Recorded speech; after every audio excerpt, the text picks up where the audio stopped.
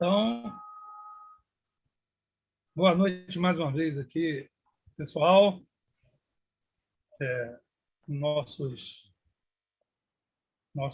inscritos aqui na TV, no nosso canal do YouTube, né?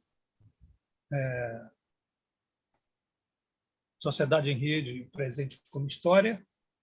Estamos aqui, mais uma vez, trabalhando com o projeto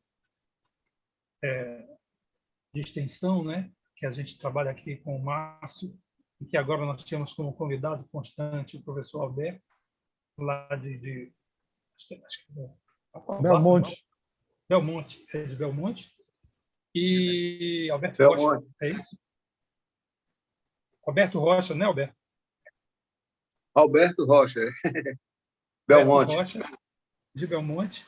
E a gente vai hoje trabalhar com a visita que Márcio fez, né, durante o projeto, a comunidades da costa do Rio Grande do Sul. São duas comunidades, Nativo e Campo Grande, certo? E, bom, a gente tem alguma coisa a dizer sobre isso, como disse, né? Nas outras coisas que a gente está trabalhando. E dou boas-vindas a todos. Já passo a palavra aí para Márcio e depois para o Alberto fazerem os comentários. Boa noite, professor Alfredo. Márcio. Boa noite, professor Alberto. Boa noite. Mais uma vez, um prazer estar aqui com vocês, agradecendo a presença de todos. E estamos entrando aí no 9º episódio, né? Já a gente chega em Vitória do Espírito Santo, capital. E a nossa temática hoje, ela nos permite uma discussão. É a primeira vez que a gente vai poder abordar todo o processo histórico brasileiro, tomando como público amostra uma pequena comunidade de pescadores, na verdade, de catadores de caranguejo, que representa os povos originais mesclados com os portugueses, com os negros escravizados, essa típica sociedade de pesca, que é, de certa forma, um legado da exclusão pós-abolicionista, né, que houve no Brasil. E essa comunidade pesqueira ela vem a ter uma oportunidade de transformar a si própria, a sua própria realidade, uma comunidade... Seu som está falhando um pouco, viu, Márcio? É? Vocês estão ouvindo melhor agora? Seu som está falhando um pouco, sua internet não está muito boa. Não, deixa eu... Será que é o fone? Não. Aqui não, eu estou ouvindo parece bem. ser internet. É? Será que é a minha? Então vai lá, continue. Você está me ouvindo bem, professor Alberto? Se Alberto está ouvindo bem, é porque está bom. Tá, então dando continuidade, essa visita à nossa comunidade de Campo Grande é uma oportunidade da gente entender o que é que aconteceu com o povo brasileiro, né? Nesse pós-abolicionismo, início do século XX, a chegada da República no Brasil, tomando como referência essa comunidade de pesca. Na verdade, uma comunidade de marisqueiros e catadores de caranguejo. Então, eles passam por todo o século XX, e aí os seus descendentes mais atuais conseguem transformar sua própria realidade, né, com a fundação de uma associação, lembrando que eram quase todos analfabetos. Imagina para poder constituir um estatuto com todas as burocracias, né, que a legislação brasileira exige. O professor Alfredo, o seu está mudo.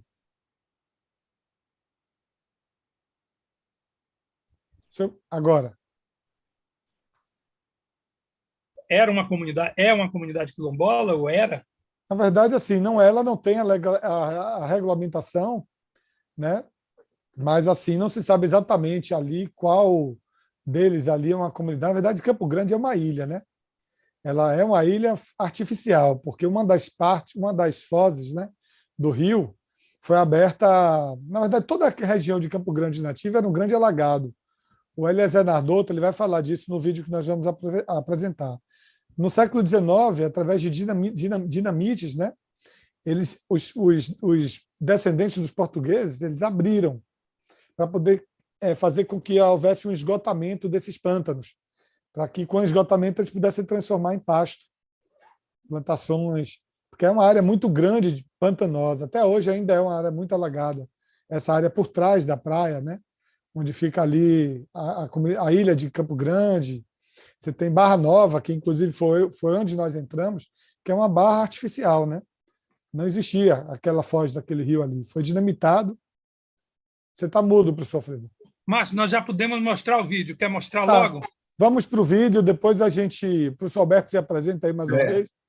Certo. Tá. Deixa eu achar aqui esse vídeo. Cadê, rapaz?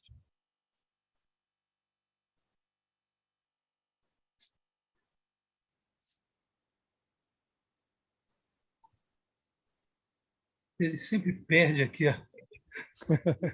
Eu sempre perco. Deixa eu dividir o som. Quer dizer que tem poucas coisas no seu computador, né? Não, é que esse tipo de arquivo ele não abre direto. Deixa eu tentar abrir de novo aqui. É uma questão técnica do... eu acho que... Não, isso aqui também não é. Share Sound. Deixa eu dividir a tela, que fica mais fácil. Está vendo aí? Pronto, estamos vendo. Agora. Pronto. Está sem som, né? Mas às vezes o som só entra na cena. Não é sempre que eu coloco música no começo, não.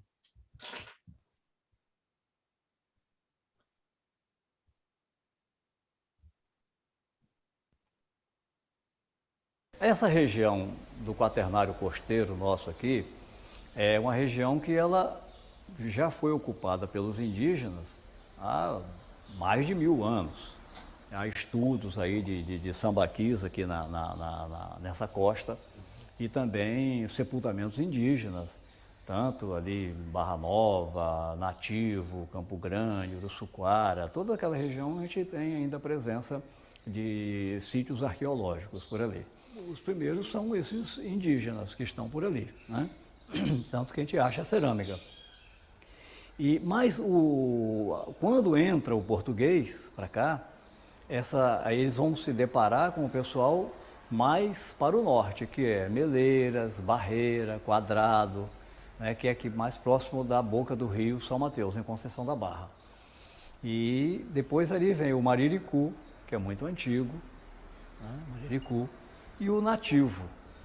Aí a região do Nativo, que a gente chama de Nativo, que era a região onde ficava o grande Pantanal de São Mateus. Eram 123 mil hectares de Pantanal, que foram esgotados a partir da abertura da Barra Nova.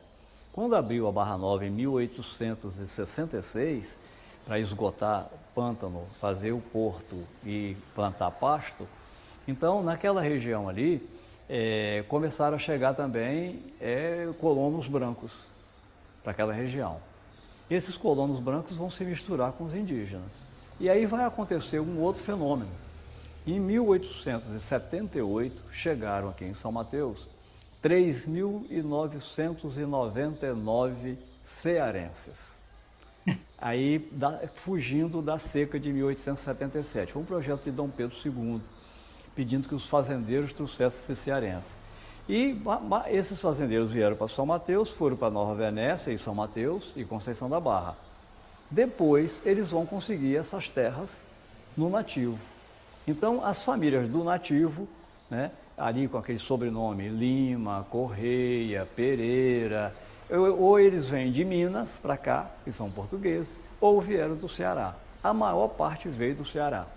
Então, ali vai haver uma mistura do indígena, do nativo, com esses colonos que vieram no final do século XIX, que vieram do Ceará. Eram portugueses que estavam lá no sertão do Cariri e que vieram para cá em busca de um outro mundo, né?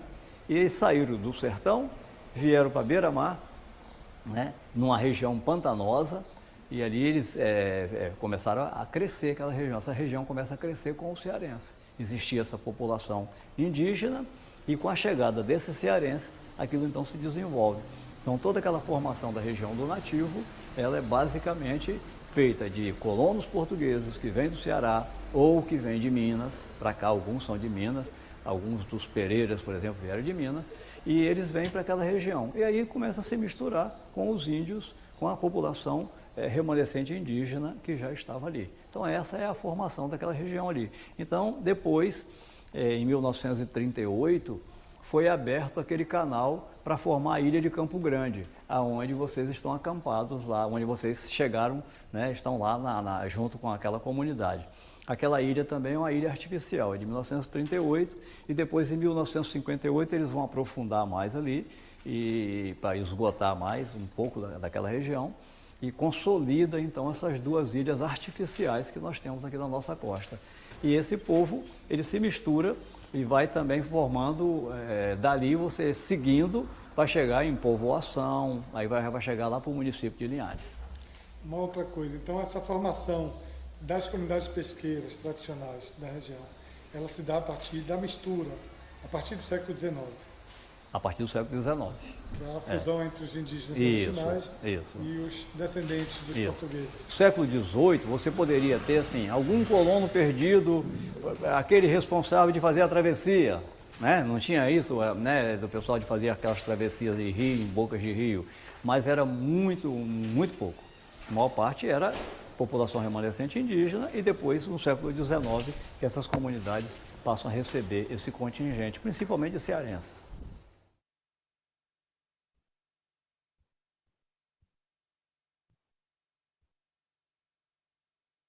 A gente está aqui a uns 20 quilômetros da praia, mais ou menos. Faz parte aqui também de São Mateus, distrito de São Mateus. E é uma comunidade aqui que é descendente de tupiniquins. Ele, meu amigo aqui, Jerônimo, ele tem uma origem indígena e uma origem portuguesa. Meu amigo, o seu Jerônimo, aqui vai contar algumas histórias que são muito importantes, transmitidas de geração em geração e que têm um poder e têm uma relevância grande. Eu sou Jerônimo Nunes Coutinho, nascido e criado aqui nativo de Barra Nova. Nativo na língua tupi, quer dizer terra farta, terra de todos. Mas essa terra foi ultrajada pelos grandes empresários, pelo governo. Aqui nessa região aconteceu o maior genocídio que o Brasil já conheceu, onde os nossos irmãos foram mortos, nosso irmão índio foram mortos no interesse dos grandes, do governo, do Estado. O Estado brasileiro tem uma dívida muito grande com nós, porque eles exterminaram os nossos descendentes. Naquele momento, Maria Gata, que era a minha descendência, Maria Gata por quê? Os nossos irmãos gostavam sempre de falar o nome composto, né? A Maria Gata era uma atleta, como dizia outro, corria muito, pegava muito porco, era igual uma gata para correr. Maria Gata era uma índia que vinha com um bebezinho no colo. Mas tinha Maria Balanço-Pau. Maria Balanço-Pau era uma índia bonita que o capitão do mato já tinha capturado ela, amarrado numa árvore, para levar como objeto sexual do fazendeiro. E Maria Balanço-Pau estava amarrada. E Maria Gata com o bebê no colo e corria como desvalido. Desculpa, eu me emociono quando falo. Maria Gata corria com aquele bebê para poder salvar. E Maria Balanço-Pau gritava: corre, Maria Gata, salve esse curumim. Salve esse curumim, salve a nossa descendência. E ela corria desesperadamente. Desculpa. Eu me emociono. Minha avó contava também, chorava e eu choro até hoje. Maria Gata correu. Quando ela viu que o cachorro ia pegar ela, estrangular ela jogou aquele guri, aquele bebezinho, na moita de uma planta, na moita da taquara. E ela se voltou e agarrou com a cachorra. A cachorra estava dando de mamar, um cachorrinho, mas pegou Maria Gata e estrangulou. E chegou o capitão do mato, cortou a orelha e levou. Naquilo, a cachorra deitou perto do bebê e o bebê levantou. A cachorra deu de mamar aquela criança, aquele bebê. Aí o capitão do mato fez Maria Balanço-Pau levar aquela criança e levou para a sede da fazenda e criou aquela criança, que é a minha tataravó, que é a minha tataravó da minha avó e assim coisa e tal. E aqui estou eu para contar essa história. Isso me dói muito. Isso os livros não escreveram. Isso na escola não foi falado. Isso nas faculdades não é falada. Hoje eu falo, mas meu coração dói que minha bisavó contava isso e chorava muito dessa covardia que foi feita com nossa descendência, com nosso povo, com nossos irmãos. E até hoje essa criança, perderam muita criança, a onça comeu, via criança correndo, eles matavam também os bebês e outros morreram de fome. Foi a pior covardia, o maior genocídio que o Estado brasileiro fez com o nosso povo. Eu tenho com essa maldita herança, os portugueses, que eu odeio essa herança que eu tenho, porque eles mataram o nosso povo, eles que mandaram matar o nosso povo, porque minha descendência, esse bebê foi criado na fazenda dos portugueses, e lá ela foi ser objeto de sexo para eles também. Aí veio um chamado Manuel Coutinho, lá de Portugal, que casou com esse bebê, que casou com a filha, e aí estou eu até hoje aí, que minha descendência do Tupi é essa. Meu bisavô contava, que o bisavô, o tataravô dele contava, que nesse momento que eles faziam essa matança, esse genocídio, perdia-se muita criança, muitos bebês se perdiam. Às vezes estava sentado assim na varanda e passavam um gurizinho correndo e atrás vinha uma onça. A onça pegava aquela criança, só via os gritos, aqueles gritos da criança que a onça comia, o bicho comia. Então foi uma covardia muito grande, muitos bebês se perderam, até hoje nos lugares onde a gente passa, chora bebê, um choro de uma criança doída. Aí o padre ensinou a gente a batizar para que aquela alma, aquele espírito não vague mais na terra, porque ele já não faz parte da terra. E aí ensinou que a gente batizasse essa criança, chamasse esse bebê de Emanuel. Emanuel quer dizer Deus conosco. Eu te batizo em nome do Pai, do Filho e do Espírito Santo. Hoje tem muita alma ainda vagando aqui nessa terra, porque não seguiu o seu destino da natureza como é crescer, viver e morrer. Isso foi interrompido pelos grandes, o interesse, né, dos grandes, das fazendas, do governo. Isso os livros não escreveram. Minha mãe era uma professora, ela chorava quando contava essa história, porque não se podia falar. Era proibido dizer que era descendente de índio. A educação aqui do município proibia-se falar que a gente era descendente de índio.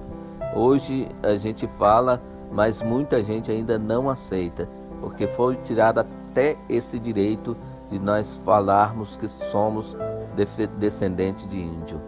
Mas a história está falando a verdade. E a gente está hoje com os estudiosos que vêm à nossa comunidade e a gente fala abertamente. Nós somos descendentes de índio. Nossos irmãos foram massacrados no maior genocídio que o Brasil já viu. O maior genocídio, a pior covardia que já foi feito. Foi matado com veneno, com cachorro e com tiro.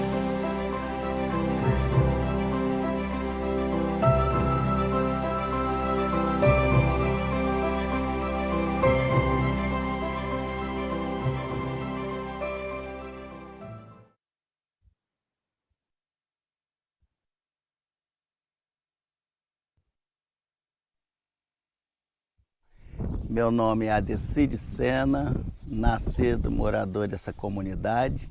Meu pai, natural dessa comunidade, nascido nessa comunidade. Minha mãe, nascida nessa comunidade. Minha avó, nascida nessa comunidade. Meu avô, nascido nessa comunidade.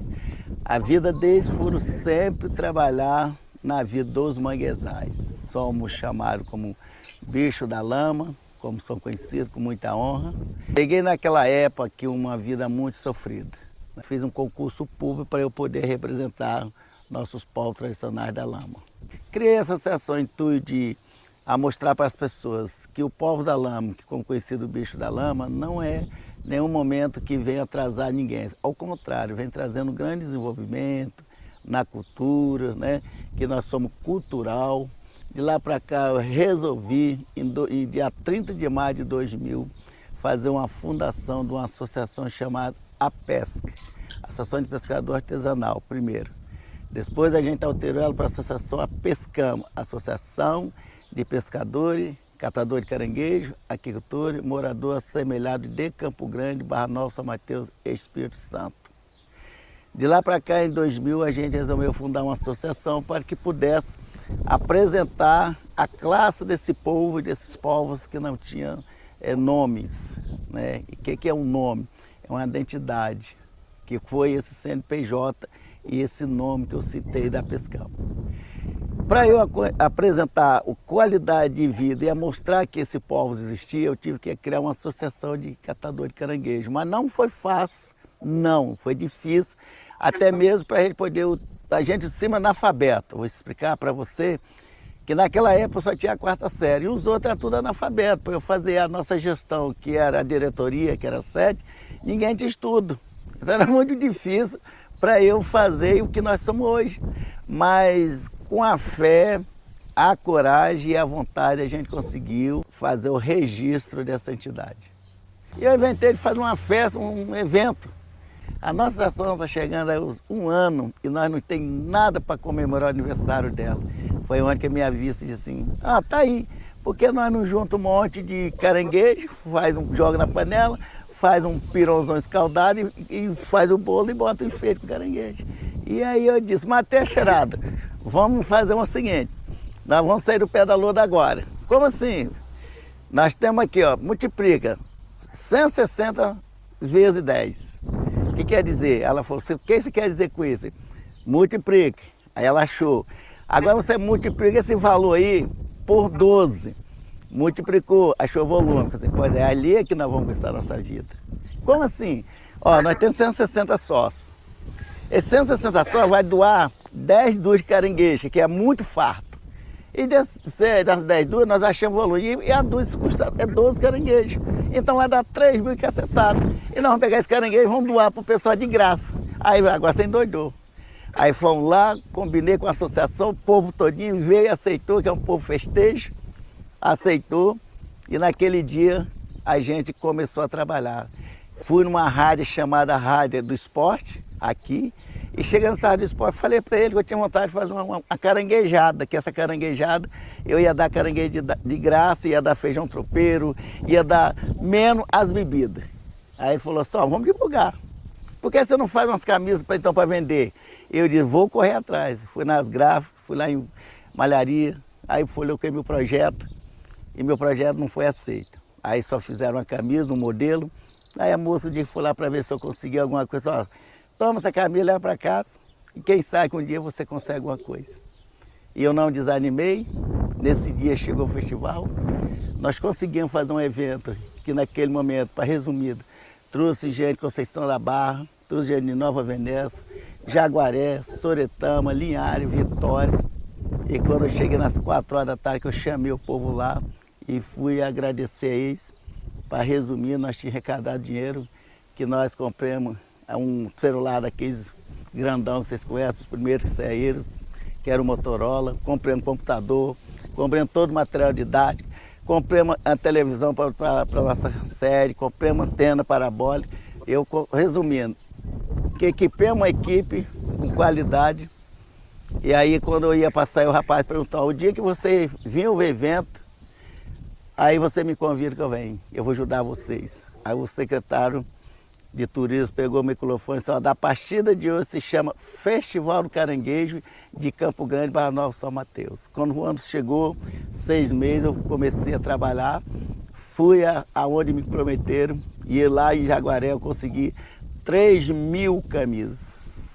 Olha bem, de uma, a gente conseguiu 3 mil e a gente deu para todos que vieram, demos de graça. Caranguejo aqui era de graça, as camisas eram de graça, boné era de graça, quebrador de caranguejo era de graça, porque nós conseguimos uma vitória do que nós divulgamos. Uma coisa que mais chamou a atenção, que foi aonde a divulgação desse evento ele saiu numa mídia e chegou aonde? Na UF e na FAES Vitória. Em 2000 eles entraram com o tal do Projeto Caranguejo. Explica o que é a UF. A UF é a Universidade Federal do Espírito Santo. E é onde eles entraram com o Projeto Caranguejo, trabalhou com nós 7 anos aqui dentro, como você teve o livro na mão. E ali eles começaram a ensinar nós, não só nós extraímos na prática, como na teoria. Graças a Deus, hoje nós somos uma estruturação, uma associação. Nossa terra aqui não era nossa, a gente conseguiu essa terra 10 mil metros quadrados. Tem essa sede que está atrás de mim, tem um caminhão, tem uma van, tem um barco equipado para fazer período de defesa nos mangues. E hoje nós temos um monte de sócios que tem direito hoje, a mulher tem direito. No direito que tem um homem, hoje ela tem, foi o reconhecimento que a mulher caranguejeira não tinha. Hoje ela tem seguro-desemprego, auxílio maternidade, ela hoje tem o direito por igual do pescador que ele tem, ela tem. É aposenta pelo trabalho dos manguezais, é uma pescadora reconhecida do governo federal e nós temos muitas linhas de direito para elas, que elas são felizes. Nossa vida aqui antes era farta, de muita fartura mesmo, né? Nós tínhamos muito caranguejo, tanto que o nosso símbolo primeiro para trabalhar o festival, porque tinha muito caranguejo, muito peixe mesmo. Então os valores eram baixos, a gente trabalhava muito, quer dizer, trabalhava pouco, produzia mais, mas os valores eram pequenos. E para eu poder valorizar os catadores de caranguejo, eu tinha que divulgar que eles existiam. Depois que naquela época, 2 caranguejos, eu lembro que custava de 50 a 80 centavos. Hoje ela custa R$35 a 2 caranguejos aqui hoje. Então a valorização da união, né? Se você tem fé e acredita, a gente foi para dentro, se valorizamos, se organizando. Tem que se organizar. Como eu falei lá na hora nossa, que eu estava gravando, eu falei que a gente conquistou câmara fria, caminhão está ali, né? O caminhão, está aqui a câmara fria, caminhão, a van está fazendo revisão, o barco está lá em casa, onde está guardado, lá a unidade de saúde, você está vendo aquele prédiozinho lá azul, é a nossa unidade de saúde. Essa área aqui que você está vendo, essa quadra, é onde realiza o Festival do Caranguejo. Aqui nós acolhemos de 6 a 7 mil pessoas rotativo, né? Nessa área nossa.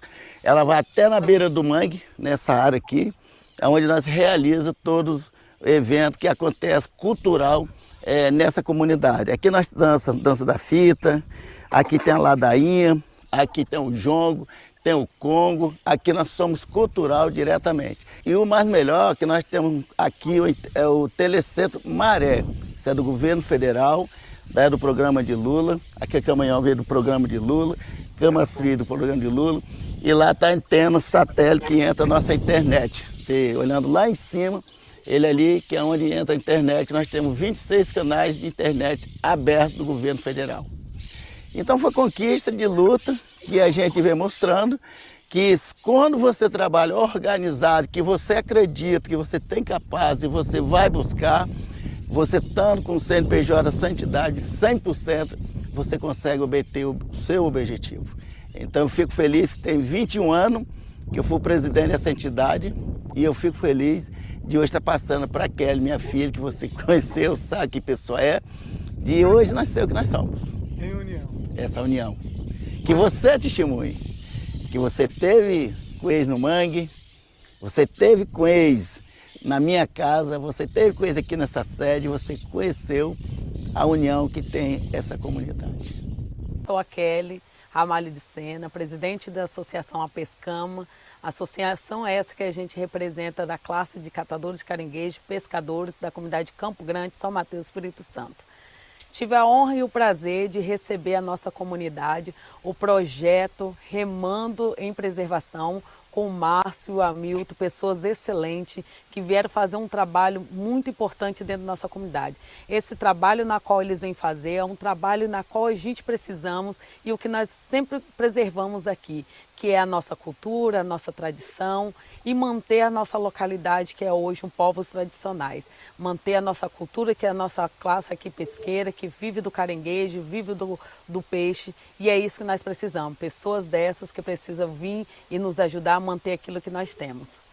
O que nós temos é a natureza, tudo essa biodiversidade, esses ecossistemas, né, esses povos tradicionais, esses pescadores, esses catadores, os nossos crustáceos, é tudo de beleza que nós temos dentro dessa comunidade. Quem são os povos tradicionais? Os homens da lama. São Homens e mulheres da lama.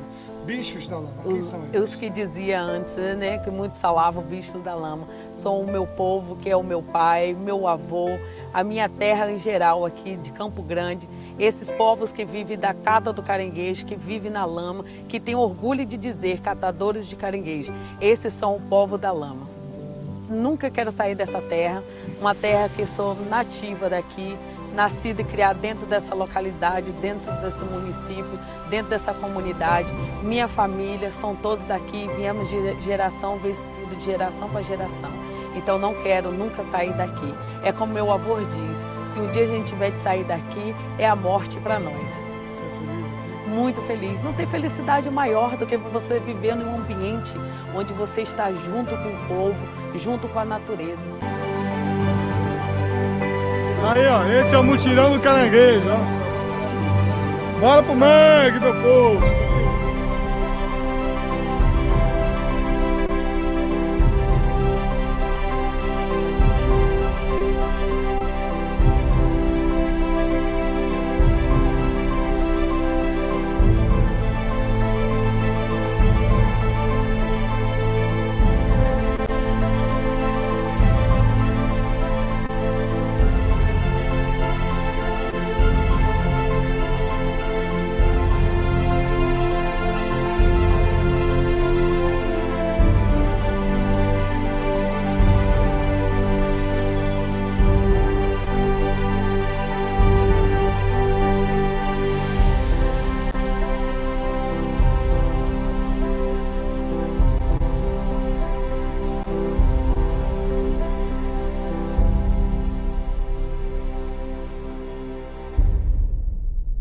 Chegamos aqui no 47º dia, em Barra Nova, conhecemos a comunidade aqui de Campo Grande e assim foi um grande encontro, uma grande oportunidade da gente entender que o milagre começa com arregaçar as mangas, o milagre começa com trabalho, com fé e esperança de que o povo unido ele consegue se organizar, ele consegue transformar a sua realidade.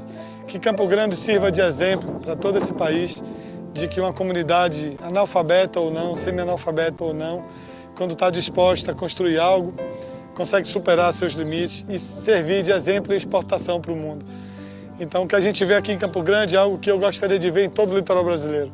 Que as comunidades tradicionais, não importa a sua ascendência, todas elas, de pescadores, catadores, marisqueiros, catadores de caranguejo, se organizem civilmente, se organizem como associações, passem a entender os seus direitos civis nessa sociedade que nem sempre traz com clareza as informações que nós precisamos para ter prosperidade.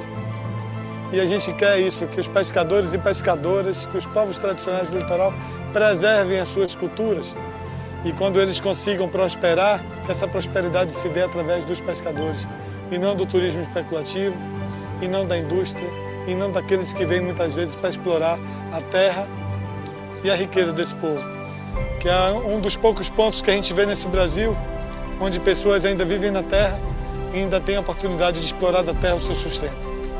Então é uma alegria muito grande, meu amigo. É uma alegria, nós passamos aqui 4 dias maravilhosos, vendo verdades de coração, vendo pessoas lutadoras, batalhadoras e eu digo que foi um dos melhores, se não o melhor momento humano meu nessa expedição de Salvador, Rio de Janeiro. Quero deixar o registro aqui da minha emoção. Minha emoção. É a minha também. Junto. Vamos junto.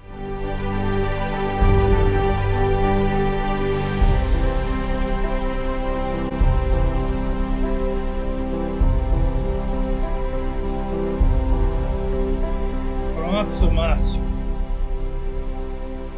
Vamos ver se a gente compartilha.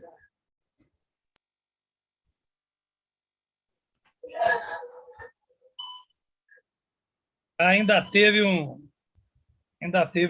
uma amostra grátis aqui que eu perdi. Qual foi? Tinha alguma coisa no vídeo, como é que eu saio daqui, não sei o quê, apareceu ali, mas deixa Mas para lá. fluiu bem aqui para mim. Então, pronto.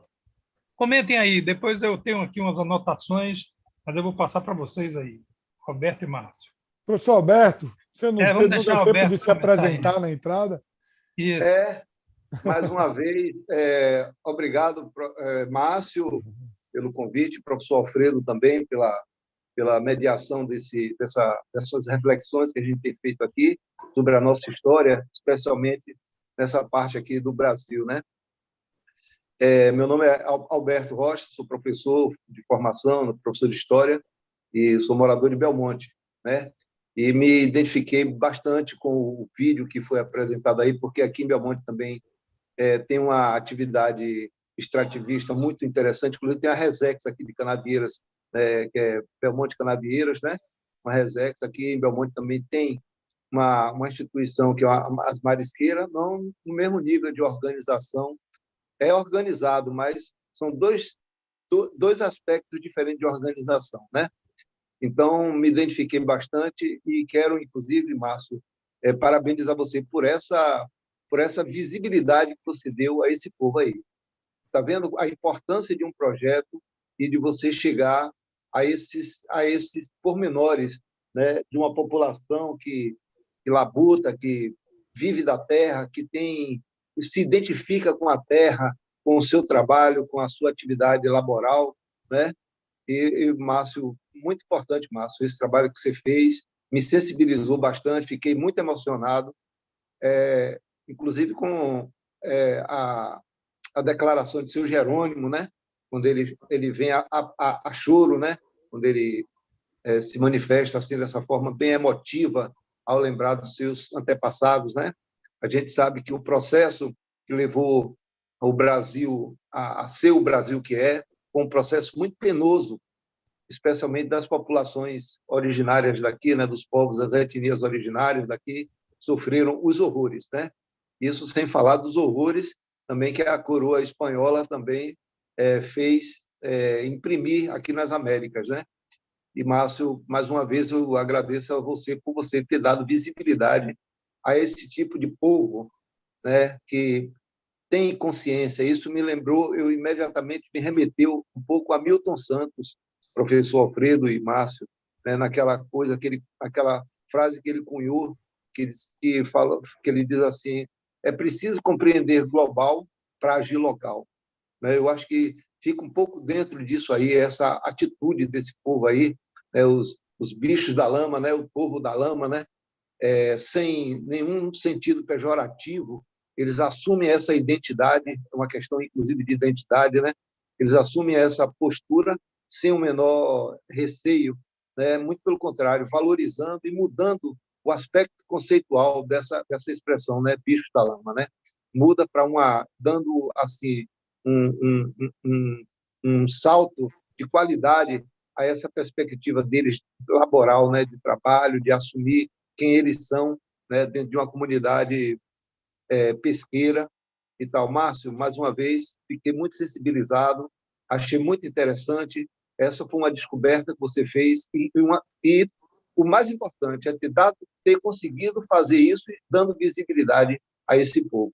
Então, muito obrigado, eu agradeço você por ter participado estar vendo isso acontecer aqui com você, não é? Com a mediação e com a coordenação e orientação do professor Alfredo, né? Então, você vê a grandeza desse trabalho seu, Márcio, viu? Muito legal. Valeu.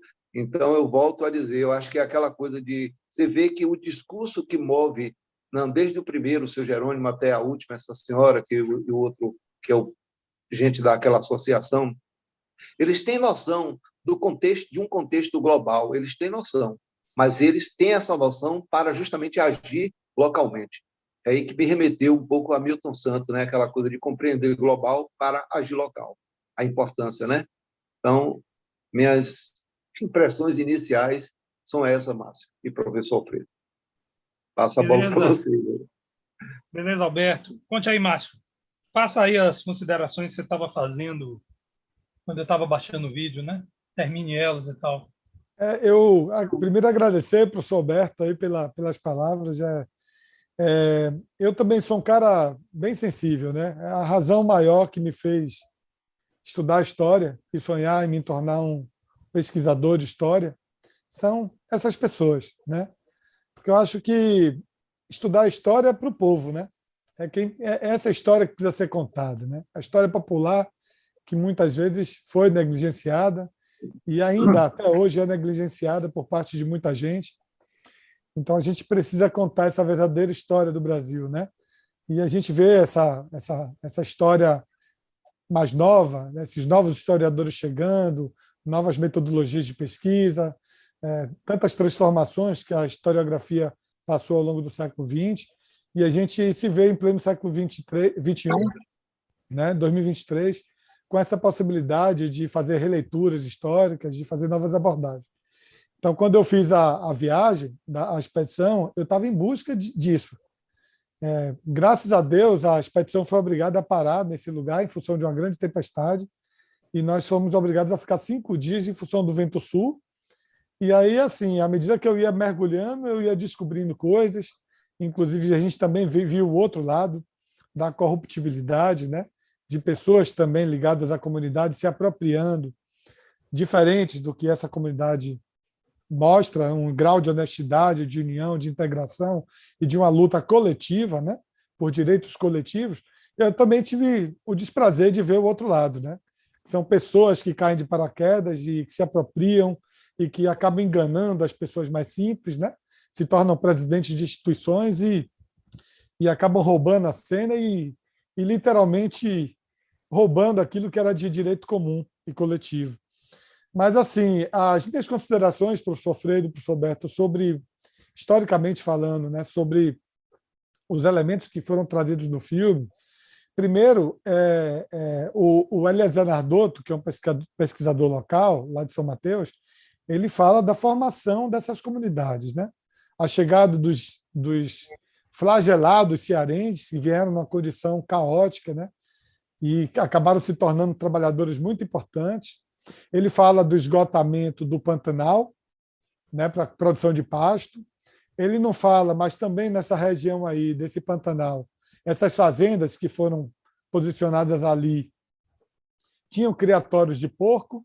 Então, assim, já adentrando nos elementos do seu Jerônimo, né, é o bigodudo branco com a cara de português, né, que fala, ele traz alguns elementos dentro, de certa forma, romanceadas, né, com a linguagem mitológica, uma linguagem assim das memórias populares mesmo, né, do que ele herda, você vê que ele se atropela um pouco no tempo em relação ao tataravô da tataravó e ele se perde um pouco, mas a gente consegue entender quando ele fala, por exemplo, da Maria Gato, que ela era uma corredora e ela pegava muito porco. Isso traz elementos para históricos importantes, porque de fato houveram fazendas ali, criatórios de porco por parte dos grandes latifundiários, e houve sim matança indígena também por parte desses fazendeiros, principalmente os índios, que eles não conseguiam entender que aqueles porcos que foram introduzidos ali eram criatórios, para eles eram animais que estavam ali, eles podiam caçar, né? É uma outra cultura, uma outra forma. Então, assim, houve um extermínio, como houve em todo o litoral brasileiro e nos sertões, né? Isso é uma história nacional, não é restrita a um local específico. Mas a gente consegue extrair também uma outra informação que o senhor Jerônimo colocou, que é muito importante, que a gente vê aqui na Bahia também, a gente vê em todo o Brasil, né? Os descendentes dos indígenas, quando eles se misturam com outras raças, na verdade, nem raça, não pode nem usar esse termo, que não existe. Outras etnias, outras culturas. As outras etnias, não existe diferença de raça, mas assim, quando eles se misturam com branco, com os povos africanos, eles chegam a certa fase do século XX em que é proibido se dizer que é descendente de índio, e eles passam a ter vergonha. E você vê muitas vezes alguns povos indígenas em alguns lugares, o professor Roberto deve ter uma certa propriedade, que acabam negando a sua ascendência, né? Negando a sua origem, né? Com uma certa vergonha, né? Em função desse processo, dessa manipulação, dessa dominação que houve, e isso também se deu e continua se dando até hoje em relação aos descendentes, né? Tanto indígenas como como dos escravizados. O terceiro momento da minha abordagem tem a ver com a questão mais moderna, que é essa transição aí do século XX para o século XXI, que é a gente observar assim, que, se a gente tomar Campo Grande como referência, todo o litoral brasileiro era, até 20, 30 anos atrás, repleto de comunidades de pesca.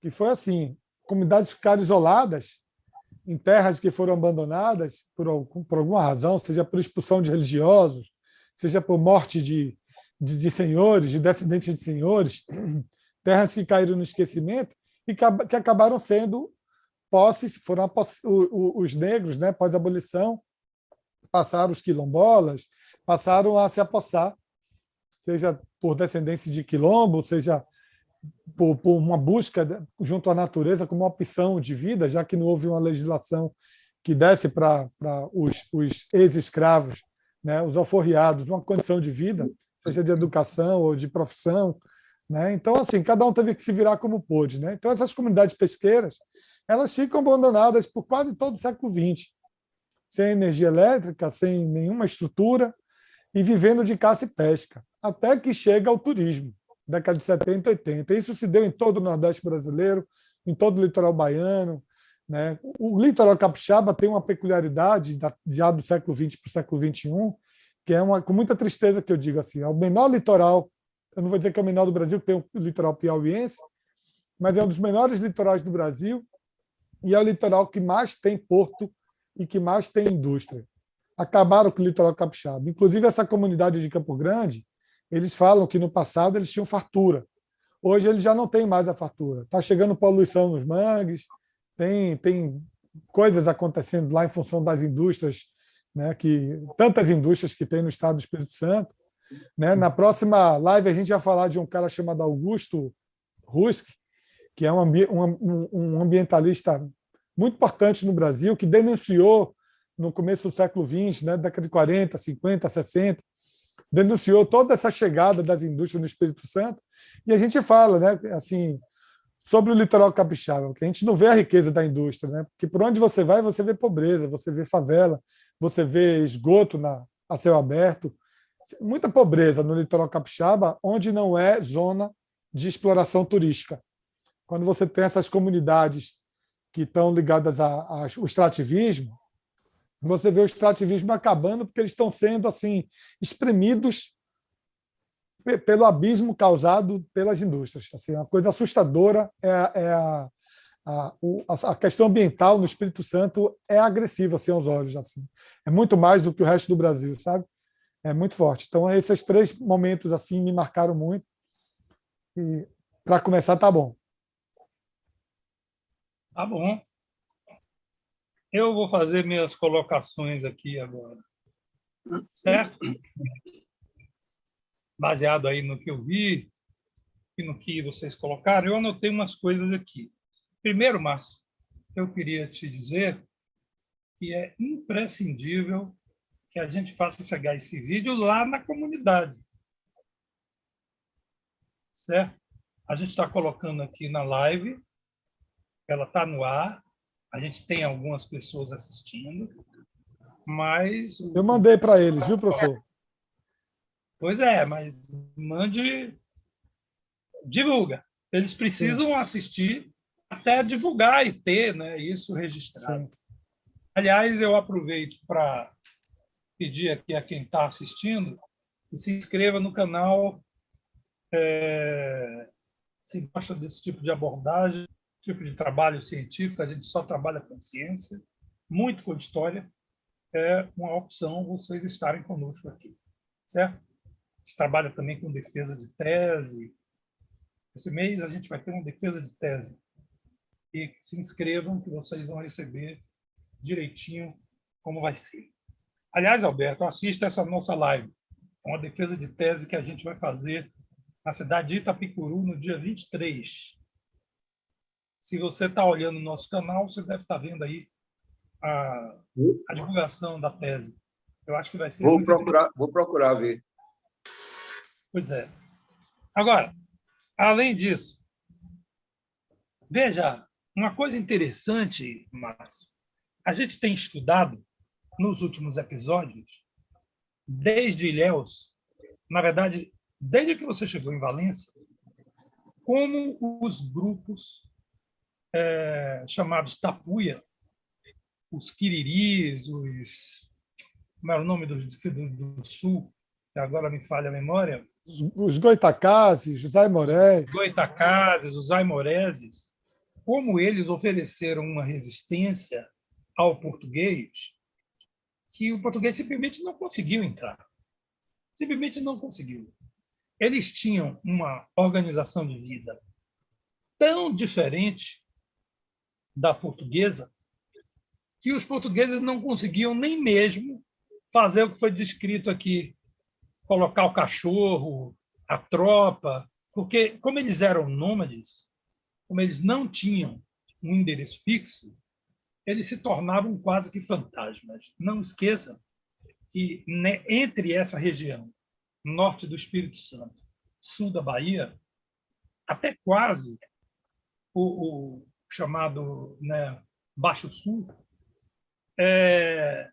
houve uma grande dificuldade de colonização da nova cultura, né, senhorial e futuramente essa nossa sociedade capitalista periférica, de penetrar, porque a organização dos índios, esses aí, Aimorés, Goitacazes, Quiriris, ou seja, os Tapuias, eles eram muito fortes.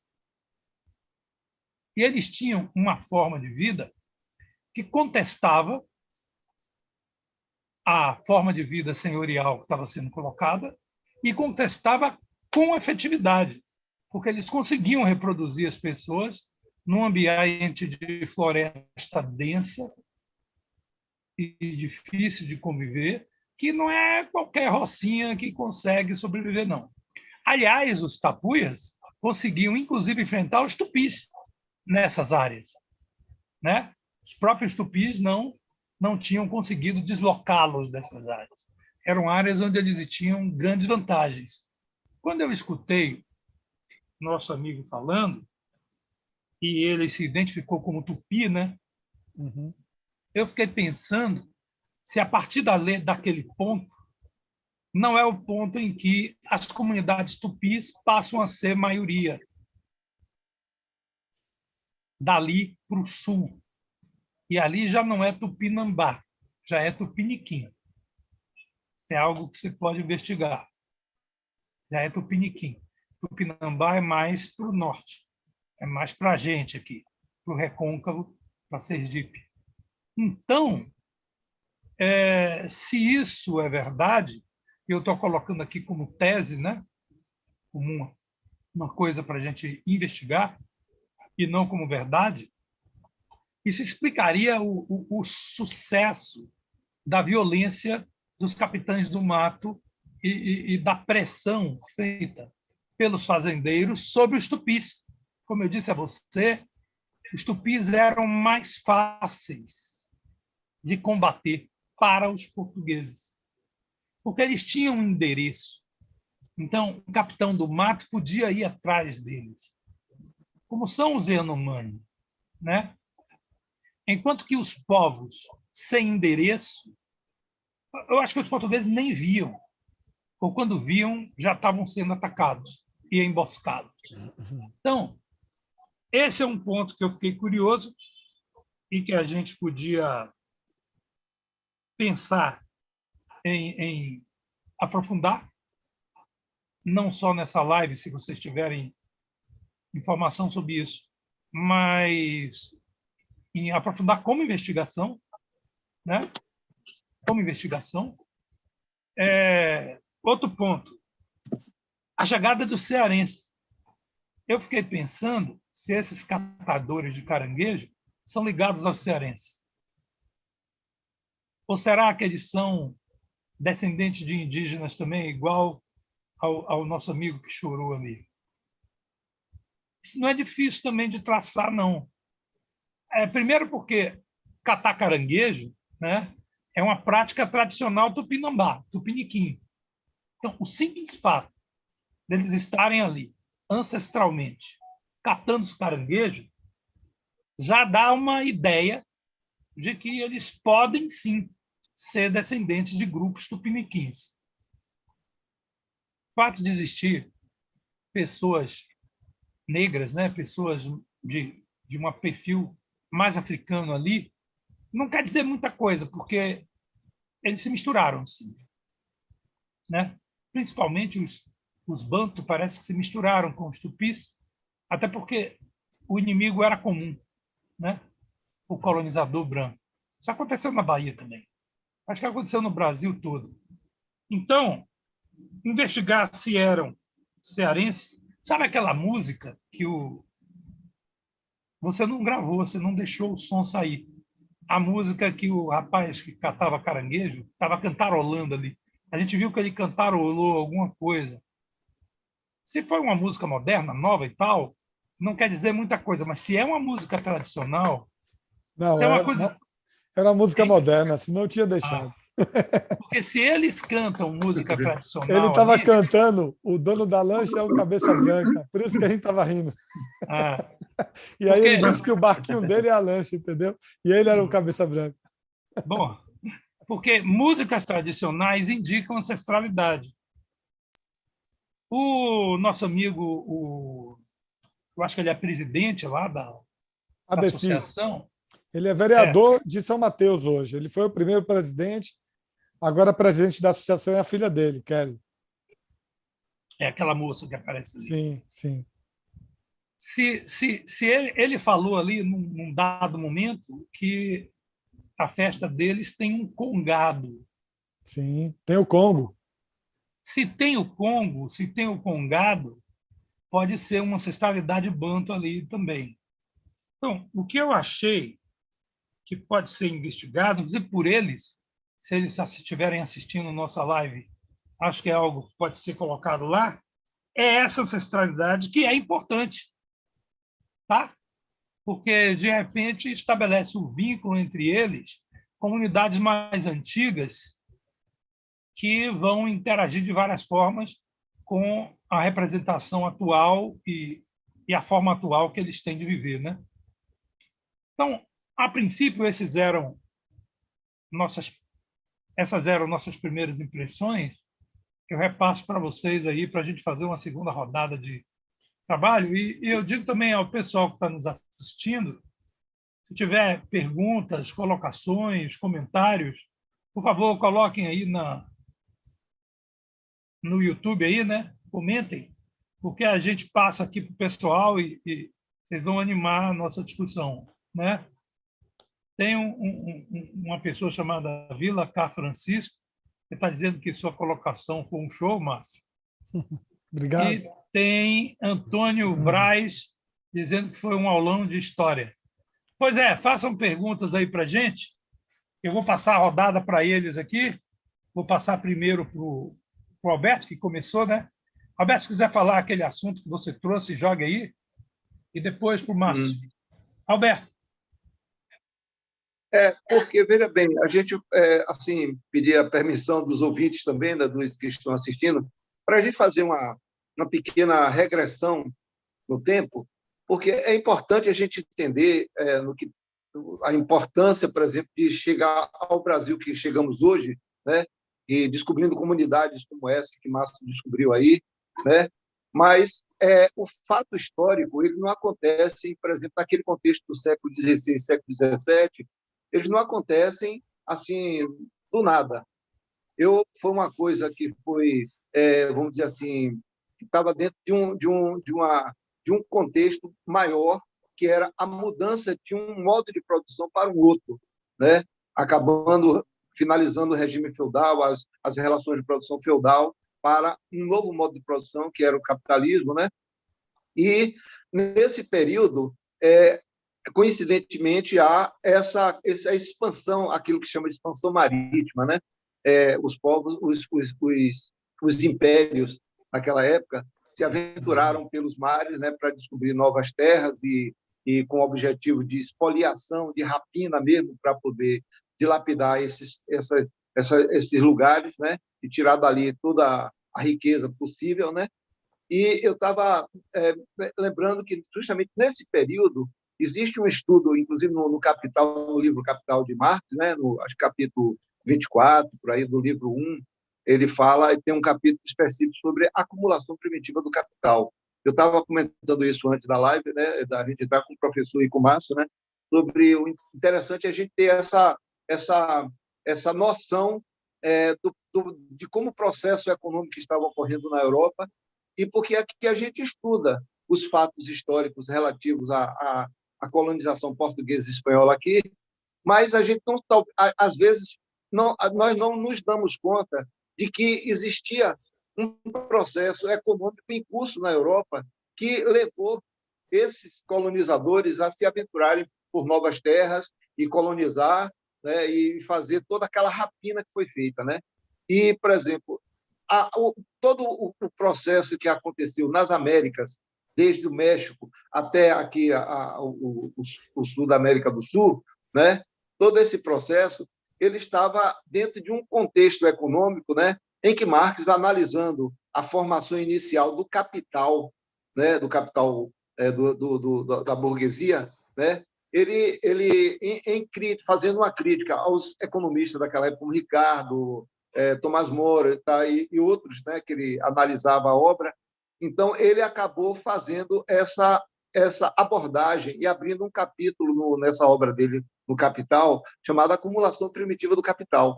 E, dentre muitos fatores que favoreceram essa chamada acumulação inicial primitiva do capital, né, o processo das Américas foi fundamental, né? Principalmente quando o Francisco Pizarro e os irmãos dele, o Hernandes Pizarro e o Juan Pizarro, vieram para cá. O Francisco Pizarro, por exemplo, era um plebeu totalmente analfabeto, mas que era a norma daquela época. As pessoas não tinham uma formação escolar muito boa, quase nada, mas tinha o conhecimento náutico, né? E eles se aventuravam por mares afora e chegavam até os limites da capacidade tecnológica naquela época, né? E o Francisco Pizarro, ele chega até aqui o Panamá, né? E ali ele faz uma expedição, na primeira expedição dele vai até o... Até o Peru. Oi? Até o Peru. Peru, Não, ele chegou primeiro no Panamá, aí desce com a expedição, aí vai até o Peru, a primeira expedição dele, né? Depois ele toma conhecimento de que existia um Império Inca que era muito rico, né? E aí ele volta para a Espanha e pede autorização para fazer uma segunda expedição e aí vem o domínio do Peru, né? A chamada conquista do Peru. E aí eles conseguiram derrotar o Atahualpa, né? Que era o filho que estava em guerra com outro irmão, e ele pegou esse momento de fragilidade do Império Inca e dilapidou completamente o Império Inca. Foi muito ouro que foi irrigado, né, na Europa, e isso se constituiu como um dos elementos principais para aquilo que Marx chamou de acumulação primitiva do capital, como outros eventos, como a dilapidação, né? Quando surge o protestantismo também na Europa, há uma dilapidação dos bens da Igreja Católica que foram redistribuídos, e nesse processo há aquilo que é também considerado pela literatura pelos economistas, né, na literatura, aquilo que chama-se concentração e centralização. Esse processo de concentração e centralização dos modos de produção e de capital favoreceu para que a Europa desse o salto de qualidade e acabasse de vez com as relações de produção feudal e implementasse a partir daí relações de produção capitalista, né? Nós estamos aqui discutindo todo esse processo de intervenção do Império Português e Império Espanhol aqui, mas especificamente aqui no Império Português, e a gente se descola um pouco desse contexto que levaram esses países, que trouxeram esses países para fazer essa expoliação e essa rapinagem aqui na América, né? Então, existe uma coisa articulada, é que nós, quando a gente estuda, a gente se distancia um pouco desse contexto, né? Mas aquilo tudo ali era um processo que estava em curso, movido pelo motor da dialética. Era uma tese que vinha uma antítese para construir uma síntese. E foi ininterruptamente isso acontecendo, né? Até que, de fato, eles conseguem vamos dizer assim, uma condição de riqueza que permitiu a essa nova classe social que estava surgindo, que era a burguesia, se constituir politicamente na Europa, né? Então, é dentro desse contexto maior de economia que a gente está inserido, sem saber, né? Que a gente estuda os eventos históricos aqui, principalmente eu me fiquei muito assim, como é que é, emocionado com o seu Jeremias, né? Quando ele chora e ele fala aquela situação toda de perseguição, a forma insana como os colonizadores perseguiam e matavam, né? Como se aqueles seres humanos fossem animais que pudessem ser caçados, né? Então, todo esse processo, ele tinha, no que pese, por exemplo, o Francisco Pizarro ser totalmente analfabeto, um cara plebeu, mas ele estava a serviço da formação desse capital, até sem ele saber, mas ele estava a serviço de uma coroa e que, posteriormente, inclusive, quando a gente já discutiu anteriormente, as políticas pombalinas vêm para fortalecer essa tomada inicial, esse crescimento inicial de um legado de capital, que Marx vem chamar de acumulação primitiva de capital, para que a burguesia se constituísse politicamente na Europa, né? Então, é dentro desse contexto que a gente está inserido, estudando esses eventos. Agora, a gente está hoje aqui no século XXI, tendo essa percepção e tudo mais. Agora, eu fico imaginando aqueles povos, aquelas etnias que se defrontaram com esses colonizadores que chegaram com grandes caravelas, até já falei isso na live anterior, né? Sem saber o que é que eles estavam se metendo, né? Como eles estavam sendo utilizados, né? Então, quer dizer, não é à toa também que a coroa portuguesa institui, logo no primeiro momento, as chamadas entradas.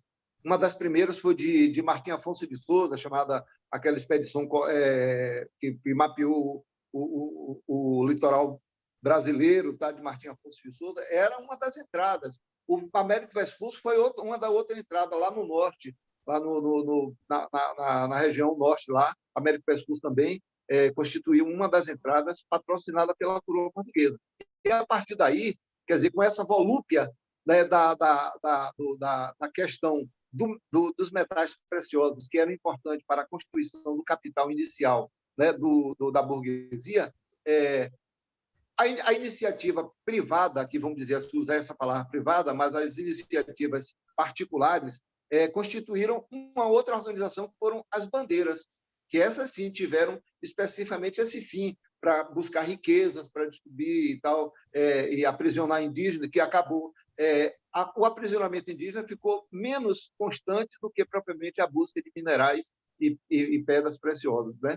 Então, esse contexto todo que a gente estuda aqui no Brasil, ele está dentro de uma lógica econômica que estava se desenvolvendo na Europa, né? E muitos desses navegadores que vinham para cá, eles vinham sem saber de coisa nenhuma do que estava acontecendo, mas eles vinham porque eles estavam a serviço de uma coroa ou de outra, ou da coroa portuguesa ou da coroa espanhola, né? Pelo menos os 5 grandes impérios, vamos dizer assim, considerando o Império Inglês, o francês, o holandês, o português e o espanhol, eles foram os artífices todo esse enredo, né, que moveu a economia europeia, que incentivou a mudança de um rumo para um outro rumo, que era do feudalismo para o capitalismo, né? Então, nós estamos dentro desse processo, né? Dessa atitude de rapina que foi feita aqui. Não é à toa que eles vinham e matavam, como o seu Jeremias fala e se emociona na hora que ele fala. Você vê que é o peso da ancestralidade, e não só o peso da ancestralidade, mas a valorização da sua ancestralidade. Ele chora ao lembrar dessa crueldade que foi feita. Em nome de quê? Em nome dessa acumulação primitiva do capital, né? Então, eu queria, só para a gente... eu entendo, para a gente ter uma aproximação maior do fato, a gente não se distanciar muito dessa compreensão de por que esses eventos aconteceram aqui na América do Sul e nas Américas de um modo geral, né? Que foi esse processo que os economistas marxistas, né, consideram que isso também foi um fator relevante e muito importante para aquilo que Marx chamou de acumulação primitiva do capital, né? Inicialmente, eu colocaria isso aí, né? E só, assim, voltando um pouco para século, né, já na nossa atualidade, após, vamos dizer, século XIX, século XX, né, como o Márcio bem lembrou, que muitas comunidades praieiras aqui eram comunidades tradicionais de pesca, né, e que não tinham... eu falo, inclusive, isso porque, como eu sou de Belmonte, convivi muito com a realidade, desde criança, em Belmonte, né, com a realidade pesqueira, né, dos pescadores, que até hoje tem um bairro em Belmonte que é totalmente pescador, o bairro da Biela, né? É um bairro essencialmente de pescadores. Claro que tem outras atividades profissionais, mas majoritariamente eles são pescadores. E eu lembro, desde a minha infância, como era o bairro da Biela anteriormente. Parecia um aglomerado indígena, que eram aquelas casas feitas de madeira com palha de taboa ou de pindoba, folha de pindoba por cima, parecia uma oca indígena. Então, as casas eram assim, eles moravam ali perto do braço de mangue, né, que dali dava para o mar, e era a vida deles ali. Hoje está um pouco modificado, né, porque já existem muitas construções, mas relembrando o que Márcio falou, da dificuldade que era desses povos se manterem, né, com sua atividade tradicional, de pesca e tudo mais, né, chegando a essa condição em que foi mostrada aí no Campo Grande, né, Márcio, o nome da comunidade? Campo Grande. Uhum.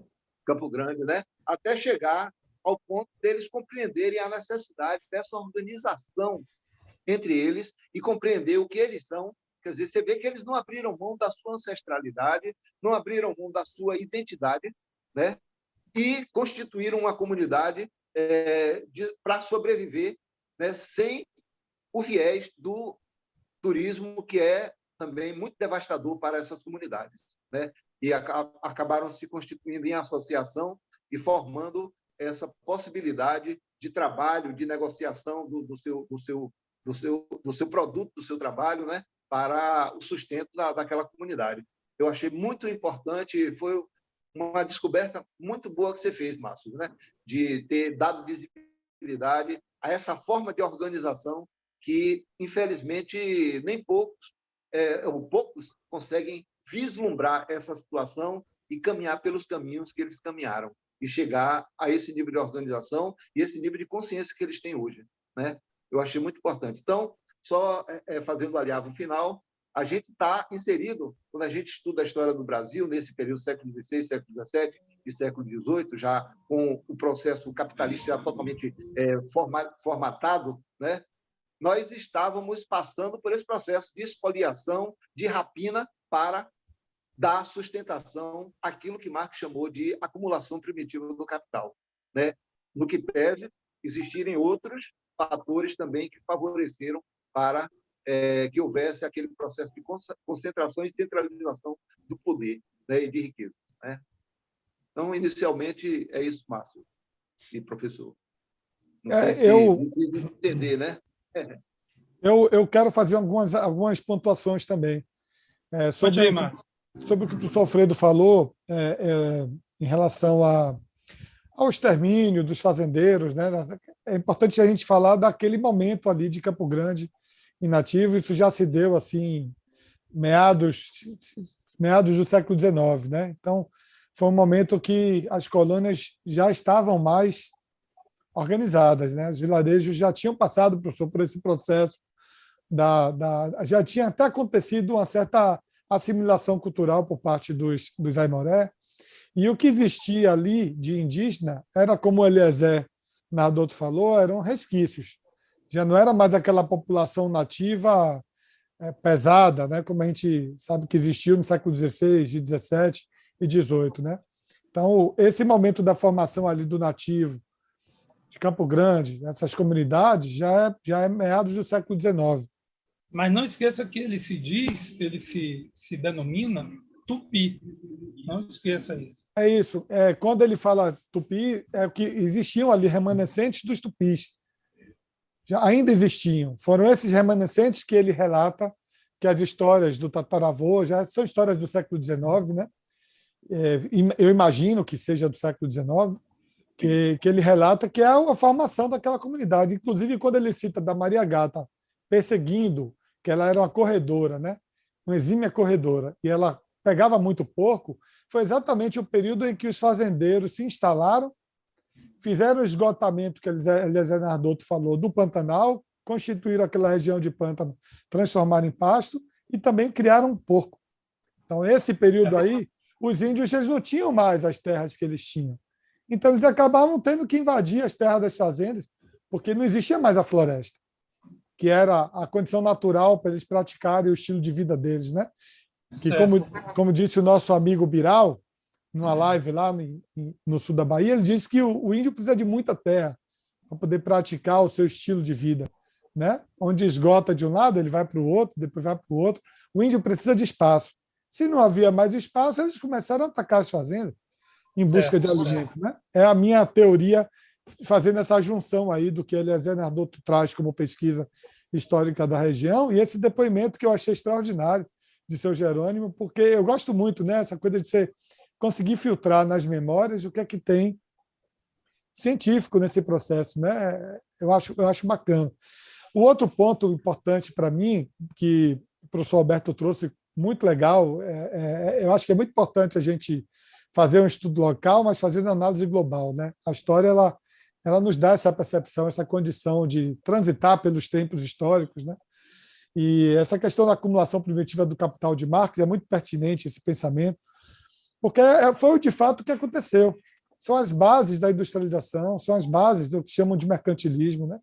Toda essa riqueza acumulada que era levada tanto em forma de minérios, início do século XVI, os espanhóis encontraram minérios em quase todos os locais onde eles colonizaram, né? Seja na Península de Yucatán, ali no México, América Central, seja entre os Incas, lá mais para o Peru, Chile.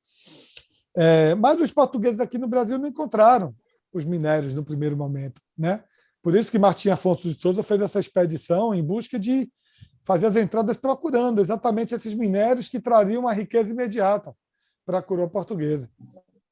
Esse momento aí de transição, né, que ele começa no século XVI, vai até o século XVIII, né, onde a gente tem aqui as práticas do Marquês de Pombal como uma referência da coroa portuguesa, né, um homem forte da coroa portuguesa, um homem que tomava decisões, e ele vem aqui para realmente imprimir essa chegada do capitalismo, né, que é essa transição, essa mudança do modelo feudal, que era um modelo de propriedades autossuficientes, né, e que se praticava pouco comércio, para um modelo onde o comércio ele ganha proporção e onde os países europeus precisavam de mercado.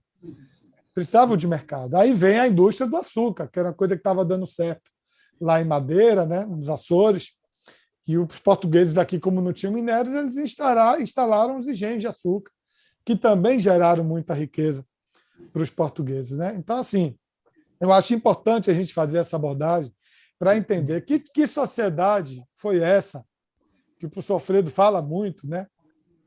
Que sobrepôs a sociedade indígena e que era uma sociedade que produzia gente, que todo dia chegava gente, e os indígenas não entendiam como chegava tanta gente, uma sociedade que produzia muita riqueza, que sustentava mais gente, e como se dá essa transição, né, de uma sociedade tribal, comunitária, coletivista, cooperativista, né, para uma sociedade de ambição, né, de produção, de ambição, de riqueza, de exploração do outro, né, seja de forma escrava, no primeiro momento, e depois, com essa transição do abolicionismo assalariada, ficou mais barato, né? Agora, outro ponto também importante falar. Quem mais ganhou dinheiro com o tráfico negreiro foi quem instituiu a ordem da abolição, né? Foram os ingleses, né?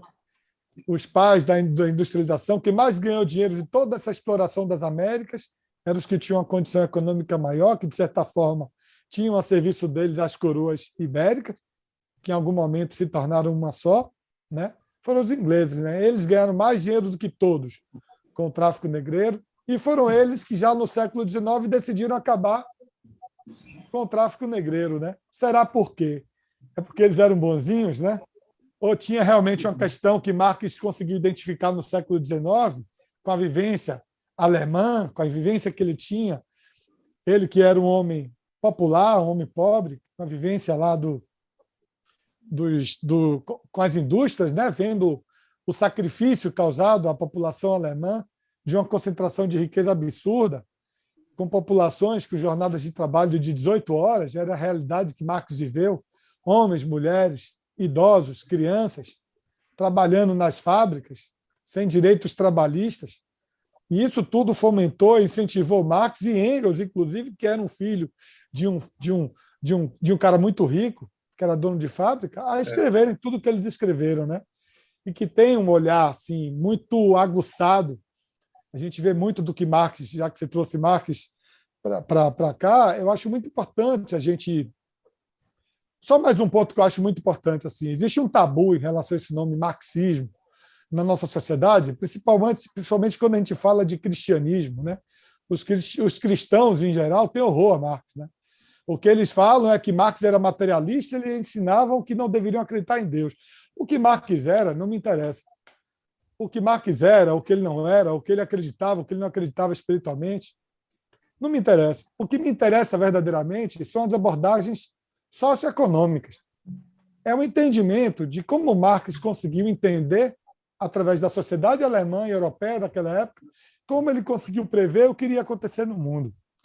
E o que, de fato, está acontecendo no mundo, né? O capitalismo ele foi previsto por Marx, o verdadeiro profeta, um profeta da história, né? Um gênio.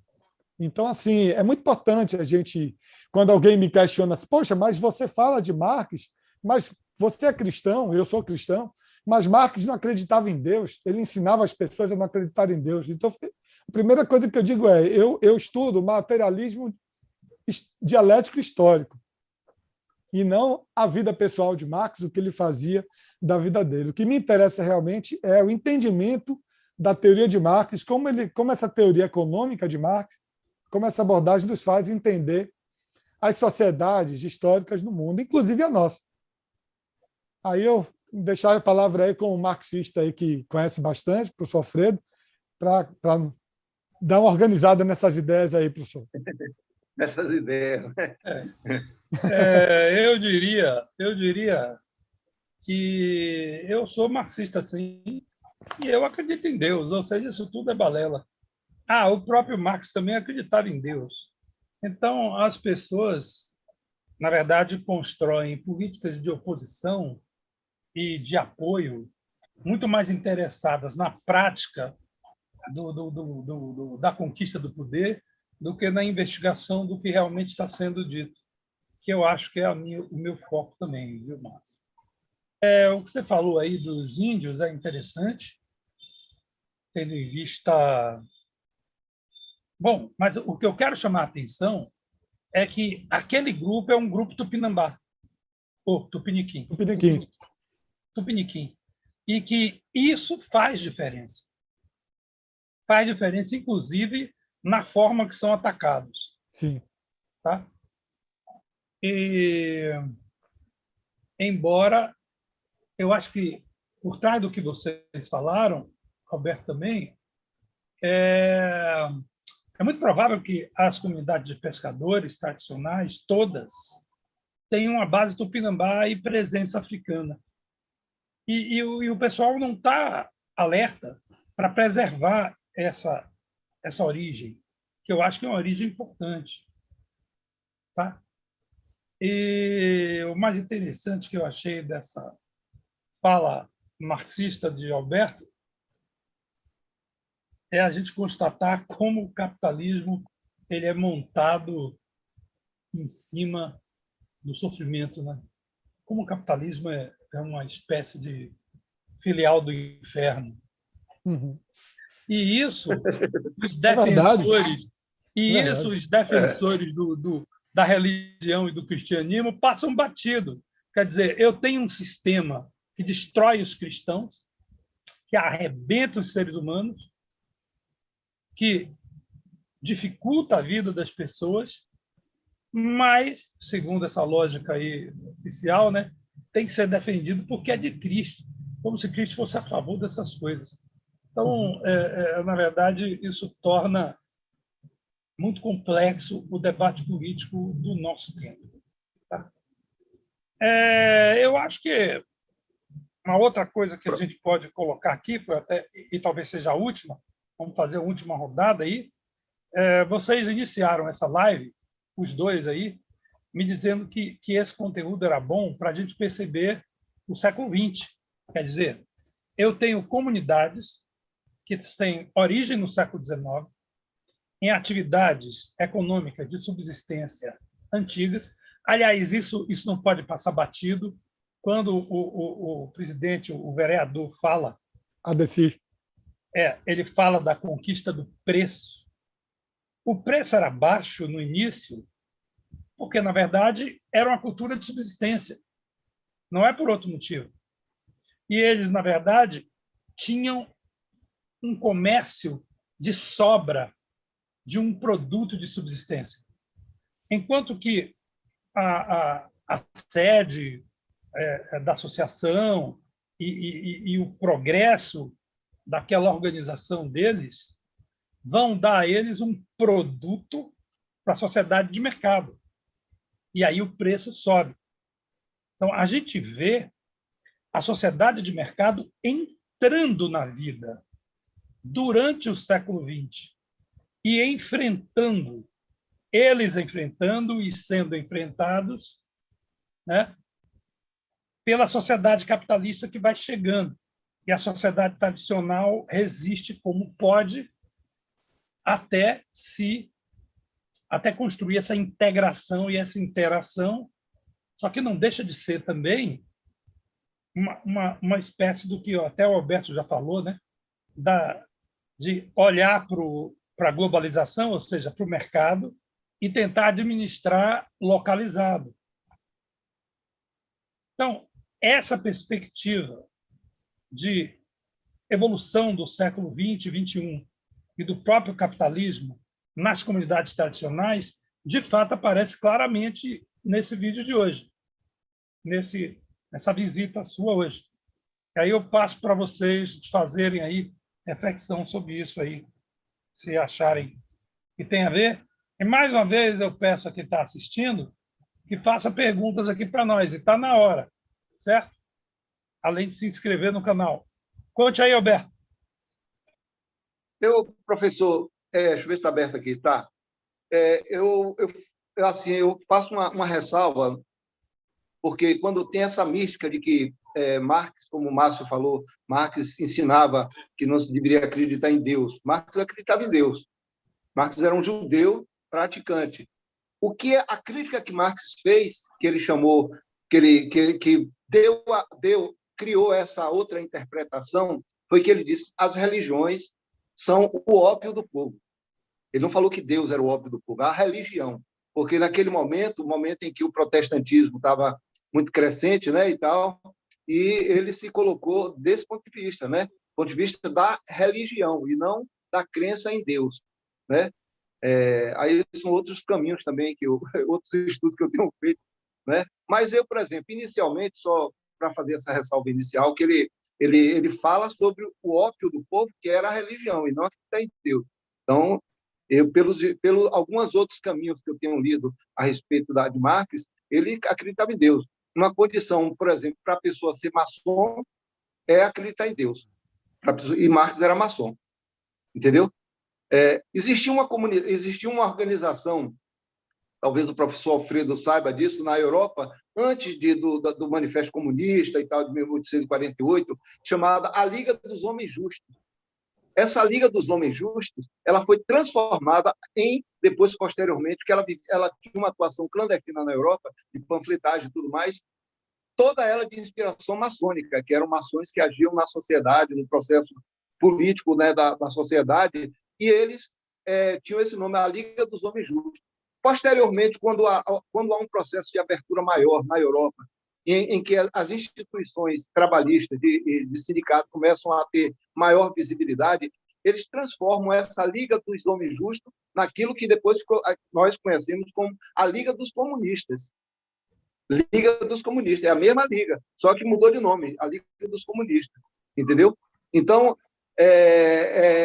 assim, voltando a Marx, ele, né, como o professor Alfredo, ele acreditava em Deus, né? Entendeu?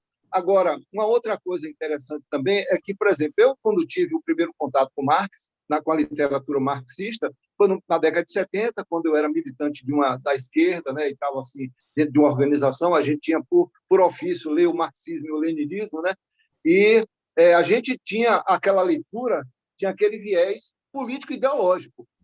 Quer dizer, de um tempo para cá, eu já percebo a obra de Marx do ponto de vista metodológico, porque ele cria um instrumental metodológico muito interessante para se fazer uma reflexão. É isso que as pessoas, às vezes, ficam, você é marxista? Eu estou... Um cientista como o senhor, professor Alfredo, tem que usar esse instrumental teórico de Marx. Não precisa nem ser marxista, mas tem que usar. Alberto, se tem tanta coisa, gente, se opondo ao marxismo com argumentos tão bobos, é porque ele deve ser bom mesmo. Com certeza. Exatamente. Viu? Se ele fosse ruim, eu não tinha tanta gente boba falando tanta bobagem, que é como se dissesse assim, não toque nisso aí não, não toque nisso aí não, tudo desesperado. Os argumentos contrários são ridículos. Não. Esse do cristianismo é ridículo, são totalmente ridículos. É claro que naquele momento em que Marx esteve mais em evidência a sua obra, assim, ao momento que ele mais teorizou, algumas coisas, claro que não foram previsões, talvez, não digo errado, mas foram previsões possíveis para aquele momento. Né? Tem coisas que talvez hoje possa ser um pouco revista, né? Mas é uma questão a ser discutida. Né? Mas uma outra coisa interessante, professor e Márcio também, é sobre a crueldade com que o professor lembrou aí, né? da religiosidade que está ligada ao capitalismo, e essa crueldade do capitalismo com essas populações nativas que eles se defrontaram. Né? E eu faço aqui introduzo aqui uma outra questão, porque, se vocês perceberam, percebe, aquelas caravelas que vinham, pelo menos a parte portuguesa e a parte espanhola também, que vinham de lá para cá, você lembra que as caravelas tinham aquelas grandes velas, né, que era impulsionado pelo vento, e tinha no meio dela a cruz de Malta. A cruz de Malta, né? Então, aquela cruz de Malta, ela representava uma ordem católica, que era por isso que os jesuítas vieram para cá, que eram os Cavaleiros Templários. Os Cavaleiros Templários, eles deram sustentação a muitas dessas organizações, muitas dessas empreendimentos que foram feitos, né, além mar, né? Como bem cita na obra de Camões, Lei de Camões, os Lusíadas, ele é repleto dessas citações e fazendo elogios à cristandade, né, e tal. Então, os Cavaleiros Templários, eles acompanharam todo através da Companhia de Jesus, que é por isso que os jesuítas vieram para aqui, a Companhia de Jesus, eles acompanharam toda essa maldade que foi feita aqui e se calaram, né? Não houve em nenhum momento uma posição da Igreja repudiando as atitudes, né, dos portugueses, dos colonizadores. Né? Então, os Cavaleiros Templários, eles foram uma organização muito forte. Foi contra essa eu estava lembrando, Márcio, que na passada a gente falou sobre as políticas pombalinas, que ele expulsou os jesuítas daqui. Uma das razões era o poderio que a Igreja Católica tinha dentro dos impérios. Né? Então, e outra coisa, os Cavaleiros Templários, a gente fala dos Cavaleiros Templários, todo mundo sabe que existiu, né, e tal. Existiram duas outras organizações. Era tão importante a Igreja Católica naquela época que existia uma outra organização similar aos Cavaleiros Templários, que é os Cavaleiros Hospitalários e os Cavaleiros Autóctones. Essas duas últimas eram específicas da Alemanha, entendeu? Da Áustria lá, como era chamada Prússia na época, né? Sei lá, já não era mais Prússia, já tinha mudado, né? Mas duas organizações, naquela época do Cavaleiro Templário, existiram outras duas, que eram os Cavaleiros Hospitalários e os Cavaleiros Autóctones, que deram sustentação às cruzadas. né, que eram de acompanhamento das cruzadas e tudo mais. Então, a Igreja Católica, eles acompanharam, como acho que foi Márcio, o professor que lembrou aí, a crueldade da colonização, do processo de colonização, eu diria, com a aquiescência dessas organizações católicas que Professor Alberto, acompanharam, né? Diga. deixa eu fazer um parênteses importante. Sim. Eu acho que eles não só acompanharam e aceitaram, como eles fizeram parte dessa construção desse modelo mercantilista, né? A Igreja Católica sempre esteve ali na concepção original, na formação desse modelo de sociedade, uma sociedade ambiciosa, né? De busca por riqueza.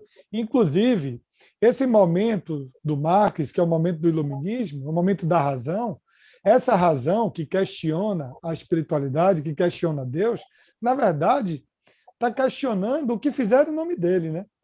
O que a Igreja Católica fez ao longo de quase 1.500 anos, né? Vamos dizer assim, quase 1.500 anos, 1.200 anos. Né? Então, o iluminismo ele vem para roubar a cena nesse sentido, tipo de instituir a fase da formação dos Estados nacionais, né? Em que os Estados nacionais eles tiram aquele poder absoluto dos monarcas e também das da igreja, porque em alguns momentos até disputaram entre si pelo poder econômico, né, europeu em muitas regiões. Então, assim, o questionamento dos pensamentos filosóficos que nascem do iluminismo, eles se fundamentam na razão contra um modelo de espiritualidade ou de religiosidade que se apropriava, que utilizava suas doutrinas para dominar, né, para controlar.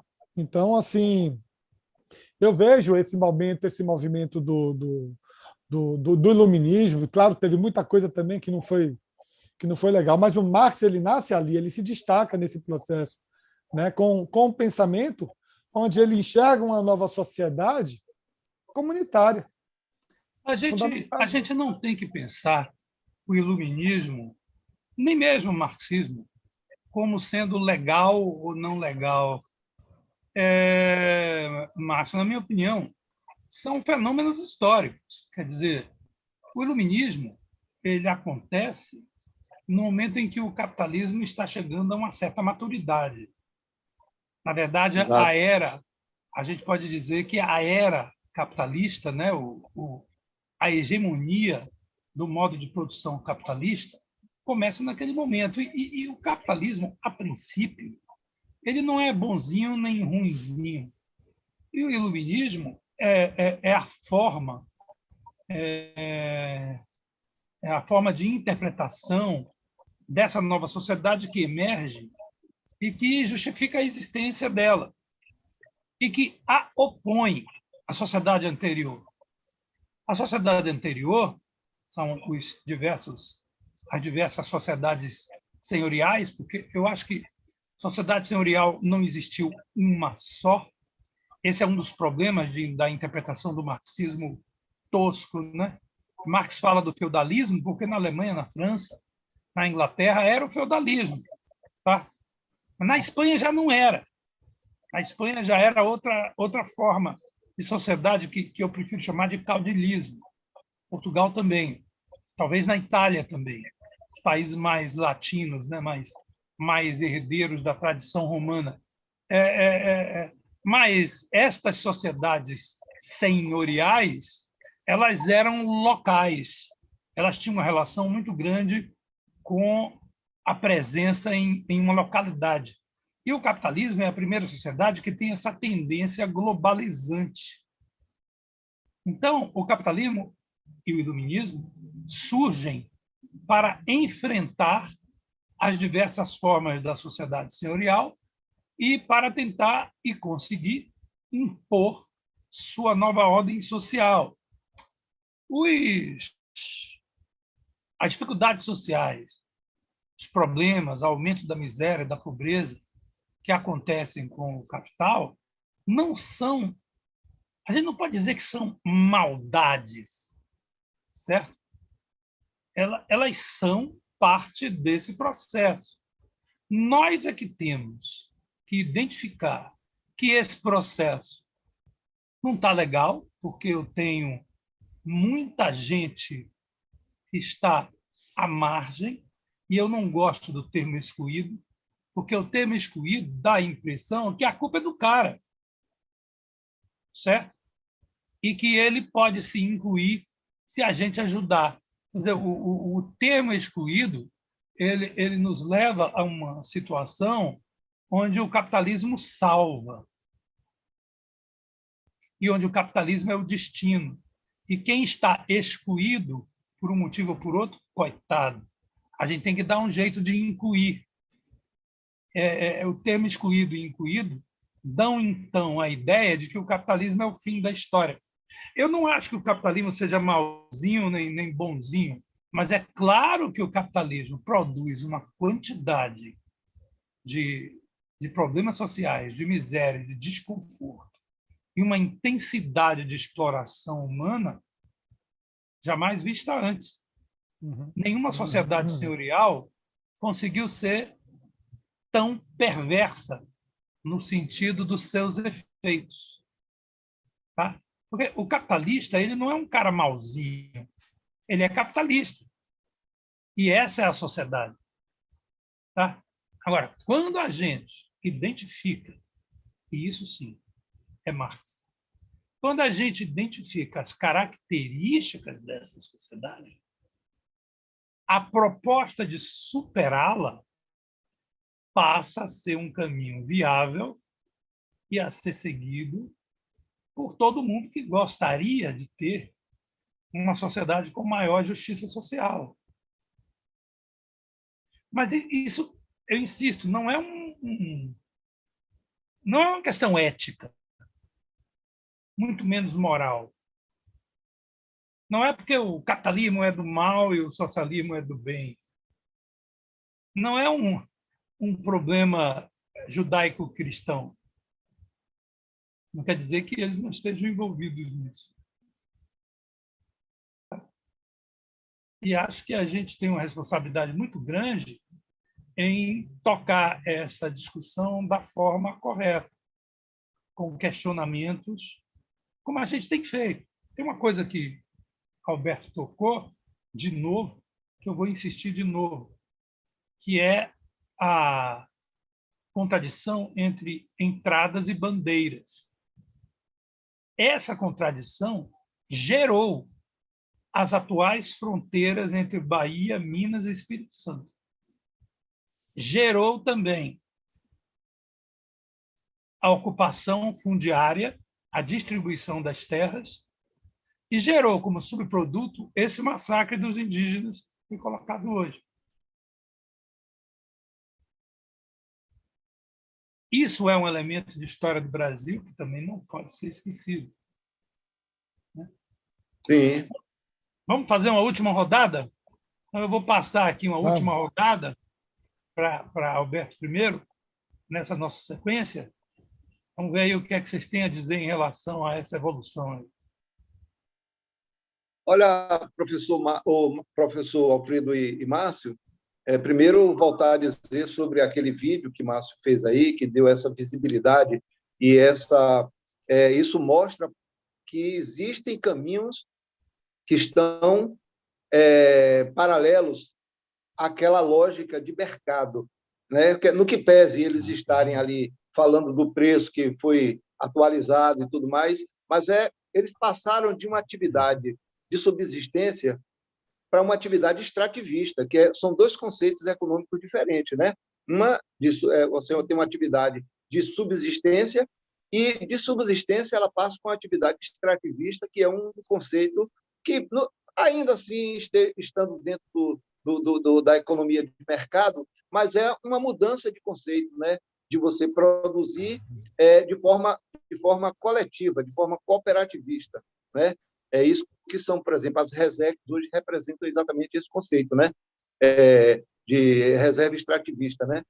E isso mostra que às vezes a gente é levado a acreditar no caminhar da sociedade como uma coisa que não tem jeito, vai ser o caminho esse e tal. E vez por outra, a gente acontece uma coisa dessa, como o Márcio descobre uma comunidade que tem uma performance, que tem uma condição de atuação e de desenvolvimento laboral que mostra que pode ter outros caminhos, que existem outros caminhos. Existe um outro tipo de caminho chamado economia solidária, né? Existem outros caminhos, que não seja ainda o socialismo, porque uma outra mística também que a gente cria, a gente costuma dizer, eu estava um dia conversando com a irmã minha, dizendo, a gente prega muito, eu sou socialista. O que Marx disse a respeito do socialismo é uma coisa muito, assim, que a gente possa dizer, a gente é socialista porque é a fase intermediária entre o capitalismo e o comunismo. Esse período de socialismo aí é um período onde a luta de classe é mais acirrada, inclusive. Então, os problemas se avolumam.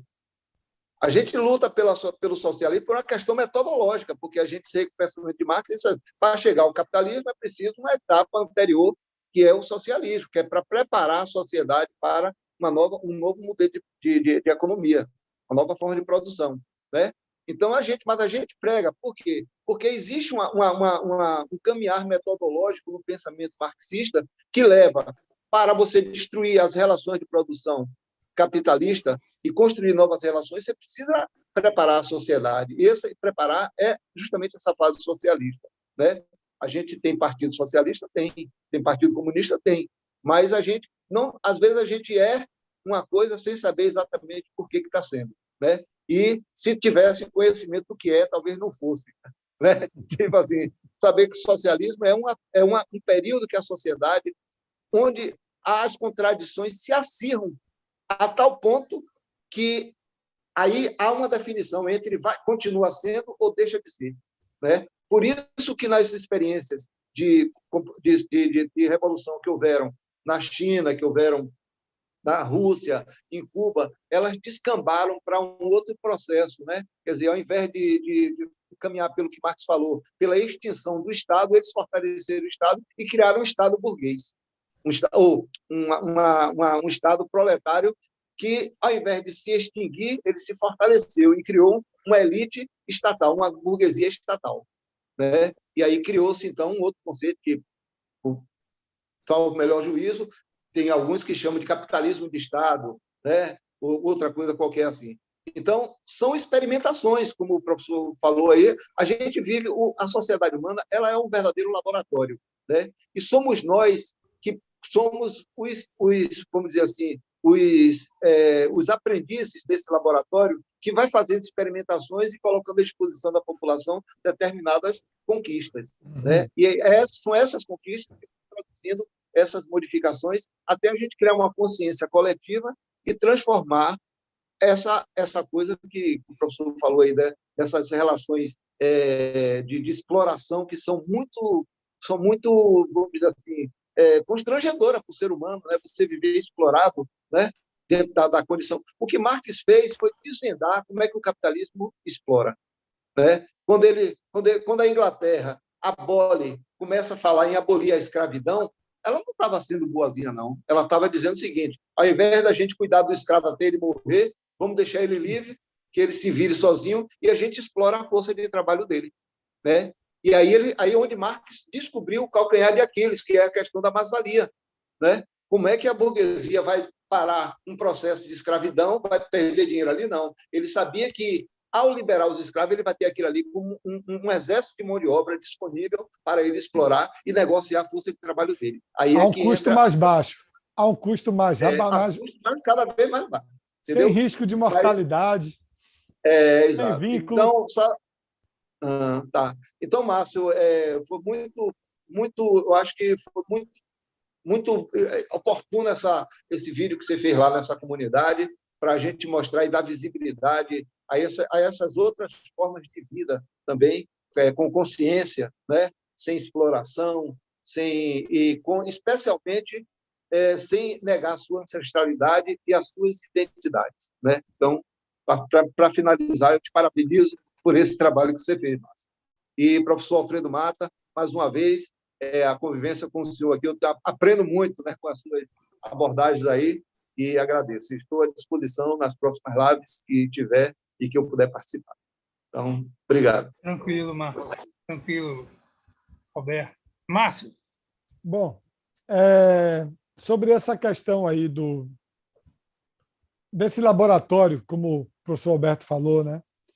A humanidade é um laboratório. Então, vamos analisar assim, essa comunidade de Campo Grande como um laboratório. É uma oportunidade de entender esses povos, os descendentes, né, de todo esse processo escravista, que, de alguma maneira, param nesses lugarejos à beira-mar, se constituem como sociedades de pesca, são comunidades, né, que se ajudam, não tem exploração, ninguém trabalha para ninguém, são comunidades de subsistência. E, a partir da década de 70, eles são invadidos pelo turismo. Você vê, os poucos lugares que existem ainda organizados como comunidades extrativistas, né, e não mais de subsistência, são comunidades em locais onde a água não é azul. Podem observar. Quando a água do mar é azul, é cristalina, o turismo chegou e já não tem nem nativo mais. Raríssimos são os lugares que ainda tem nativo. E quando os nativos, que são pescadores, que estão nesses lugares de água azul, começa a chegar a questão do capitalismo, do dinheiro, da especulação financeira, o turismo chegando, automaticamente o modelo de sociedade de pesca ele se dilui, porque pescar dá muito trabalho. O pescador trabalha muito, corre muito risco para ganhar muito pouco. Quando ele percebe uma oportunidade de ganhar dinheiro com o turismo, automaticamente ele migra. Então, essa transição que a gente viu aí do século XX para o XXI é o momento em que aqueles que têm algum conhecimento, eles se adequam a essa realidade social, que é uma sociedade que não ensina, que não dá o pulo do gato, sabe? Que não mostra para as comunidades quais são os caminhos. Né? Por exemplo, dai a César o que é de César, o ADC ele fala que o que ele conquistou ali foi no programa de Lula.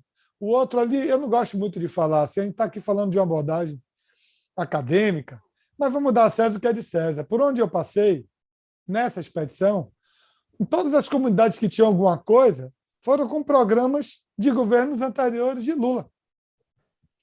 Programas sociais que beneficiaram a comunidade. Então, assim...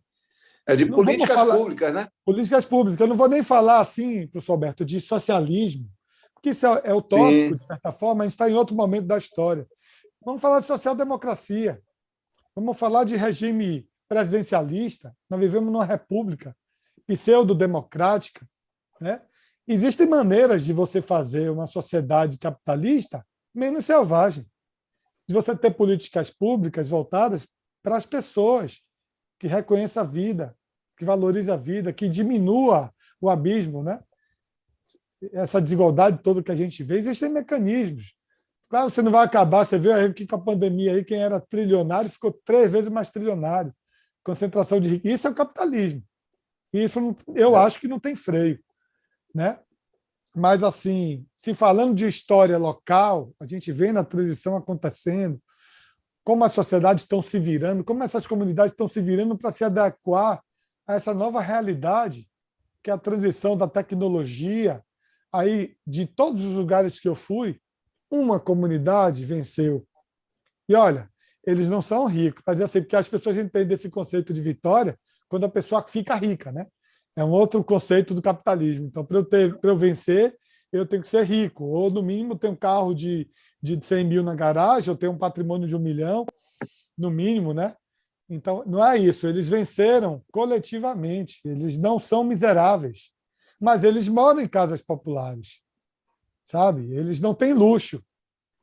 Eles vivem uma vida comum, uma vida simples, simplória, mas eles venceram, porque eles coletivamente conseguiram se adequar a essa nova realidade que a gente está vivendo dessa transição do século XX para o XXI. E foi isso que me emocionou, sabe? Me emocionou mesmo. Eu chorei lá, chorei aqui durante o vídeo, porque o que me emociona é o ser humano ser capaz de vencer, de se doar, de se dedicar ao próximo, de construir junto, sabe? Porque eu não sei para que tanta riqueza. Eu tenho uma coisa que eu preciso estudar muito, viu?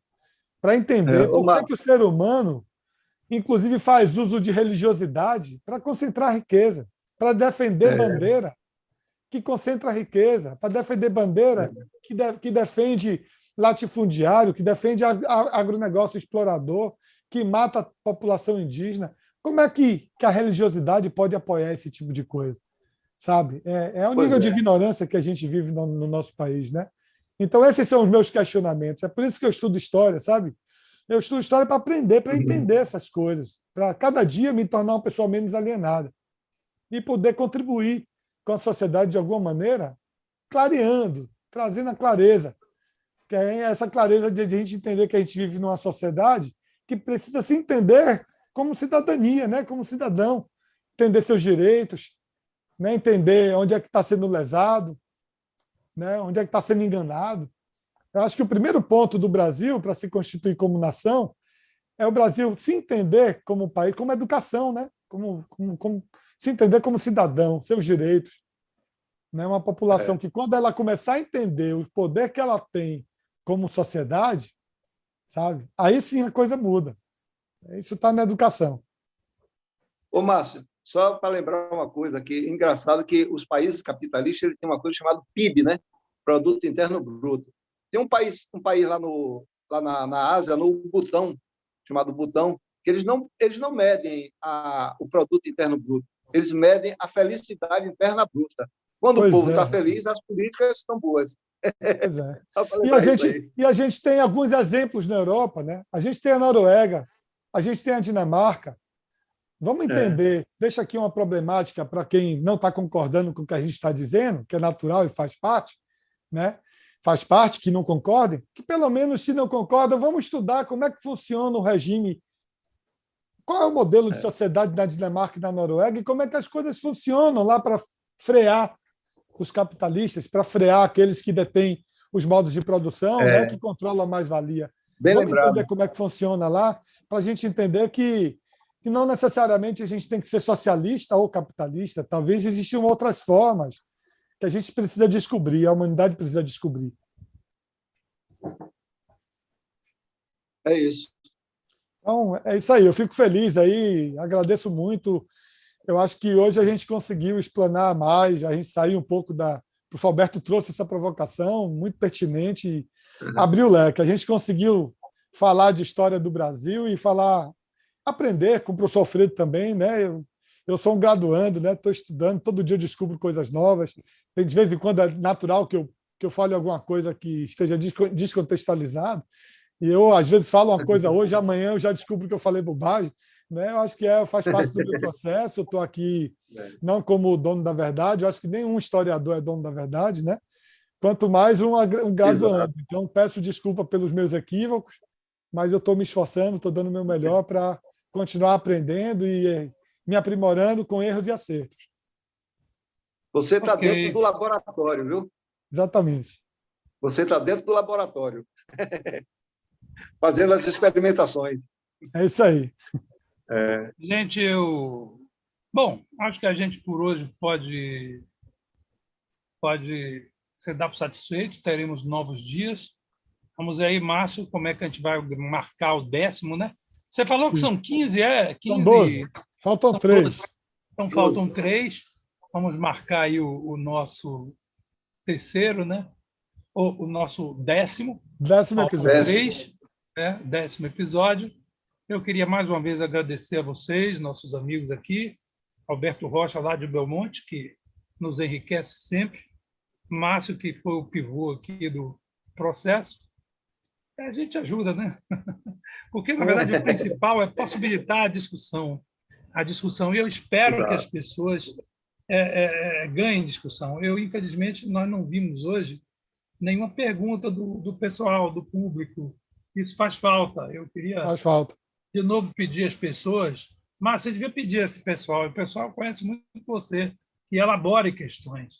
Agora, é muito importante, Márcio, você insistir que a comunidade veja a nossa live. Vou mandar o link para eles. Muito importante.